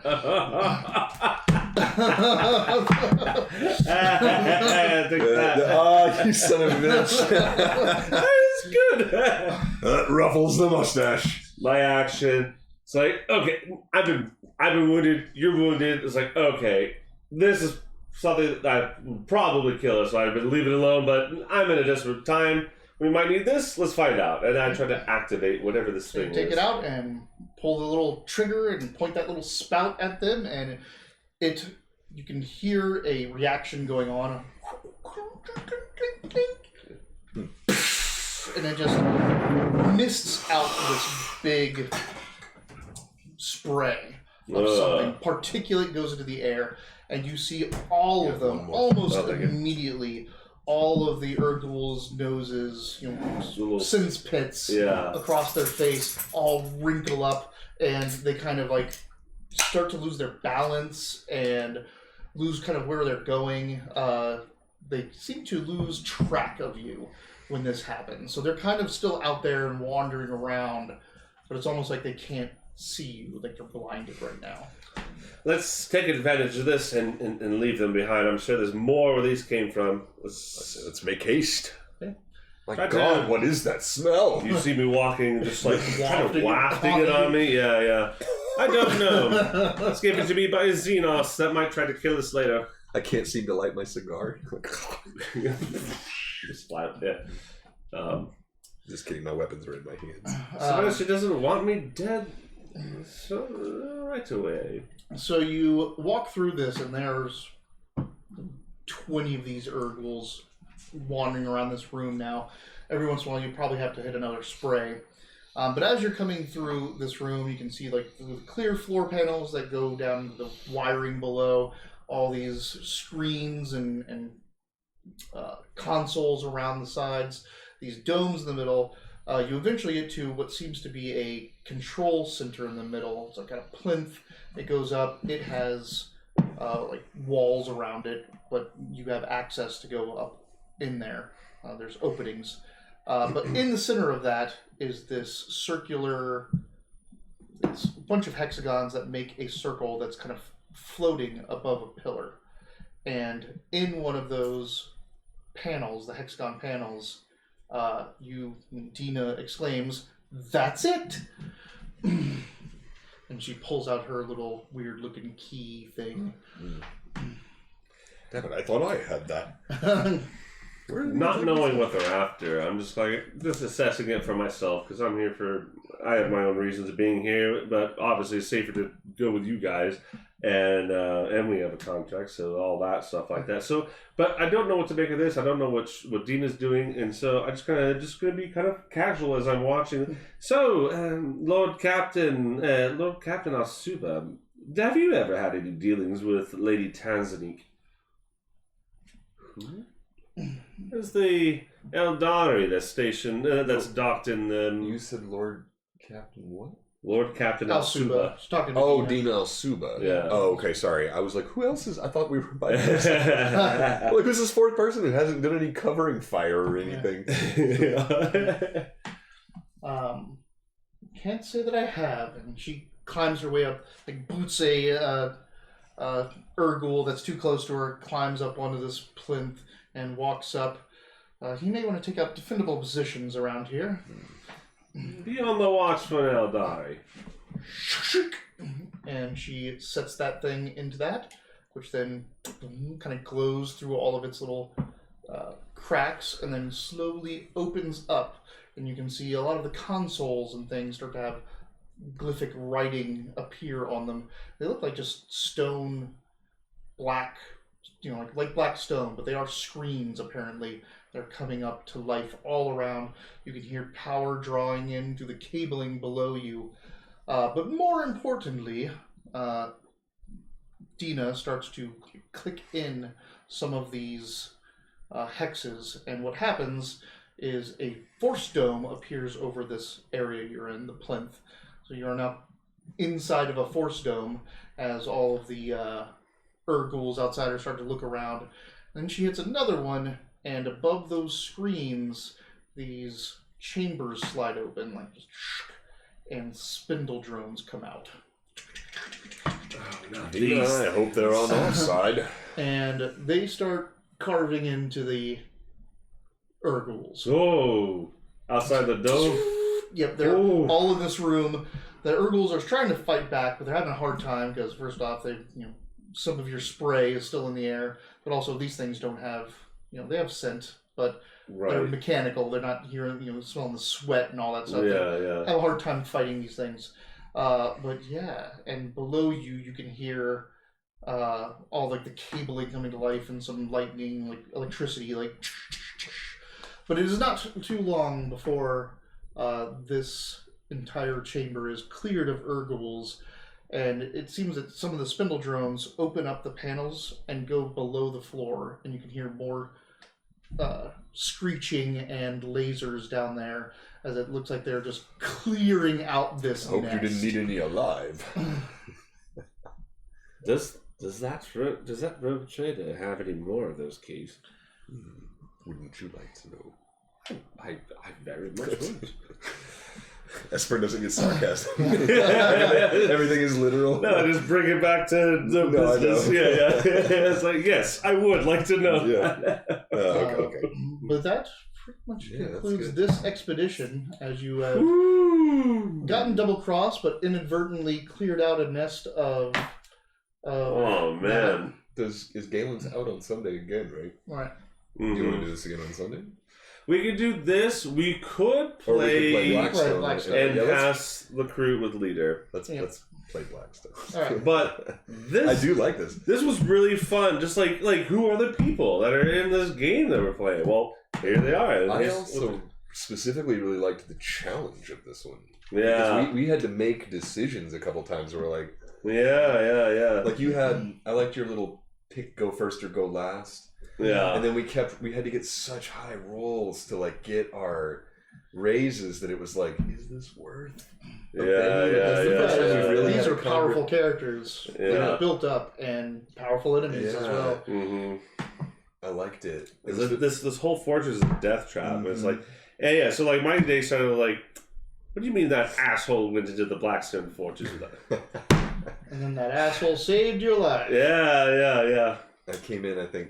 Fine, then I'll just do my own thing in the Blackstone Fortress. I got the Stream Elements notification, and then I was logged in about 42 minutes after you guys started, so I probably just missed the description. I had heard you say that I had already gone ahead, and that, or you had said that or something. Did you hear about the meeting with the Drakari? I came in right where you guys were...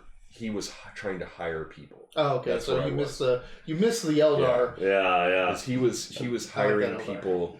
So I heard a little bit in the beginning, but you guys froze a couple times. I had to reboot Twitch. Yeah, three different times. Oh yeah, you did message asking. Yeah, about from the safety of my moving vehicle. Yeah, really, all you missed was like I found out like the rogue trader went into the Blackstone Fortress on a shuttle. Like, what an ass. And then it's like, fine, then I'm here for my own reasons, so I'll start investigating that. And then I got invited through a Webway gate on the station to meet with a Dark Eldar who just wanted to talk, just like, hey, I know why you're here. I'm kind of also here for that, at least in this conversation I am. And I was like, yeah, I'm interested in that. Let's go. And then we met, and now we're gonna... I don't know what's going to happen with this. Like, I guess at some point, like this, we go back. We eventually continue our board game, and like they go back after this expedition. Yep, this is just one expedition. You have some archaeotech. There's some destroyed spindle drones that you can collect. She obviously has this key, and this is not the only room that this is going to do this to, but also it opens up this entire area. Is now free of Ghouls, so you can explore this area a lot more for more archaeotech. I'm glad you said that because that was my next question. Was like, hey, did it expend the key? No, because if it didn't, that's pretty cool. Because that was really nice to run a piece of the fortress. Because I think that might be like in my brain, the first thing I'm thinking is that's that's the first step to getting the Blackstone Fortress to recognize us the same way that it recognizes the like the Beastmen and like the Herbals and stuff. So Janice is like, yeah, I'm doing the same thing, man. Yeah. I know, that's why I was kind of bummed that you showed up, because that's why we went first. I'm sure was that like, this might be a big payout. I don't want to split it with Esper, and then out of nowhere on the top of him, I know, but I'm just saying on the top of the mag, like Espern falls on. I'm like, you money grubbing son of a bitch! How did you find me? I knew this would happen. Like, I thought I would make it rain for once. Just fall on the maglev. All right, well, I'll take us out. Yeah, take this us out. has been another, a little shorter, different edition of the Wilyverse. I guess a little shorter. I just got here later.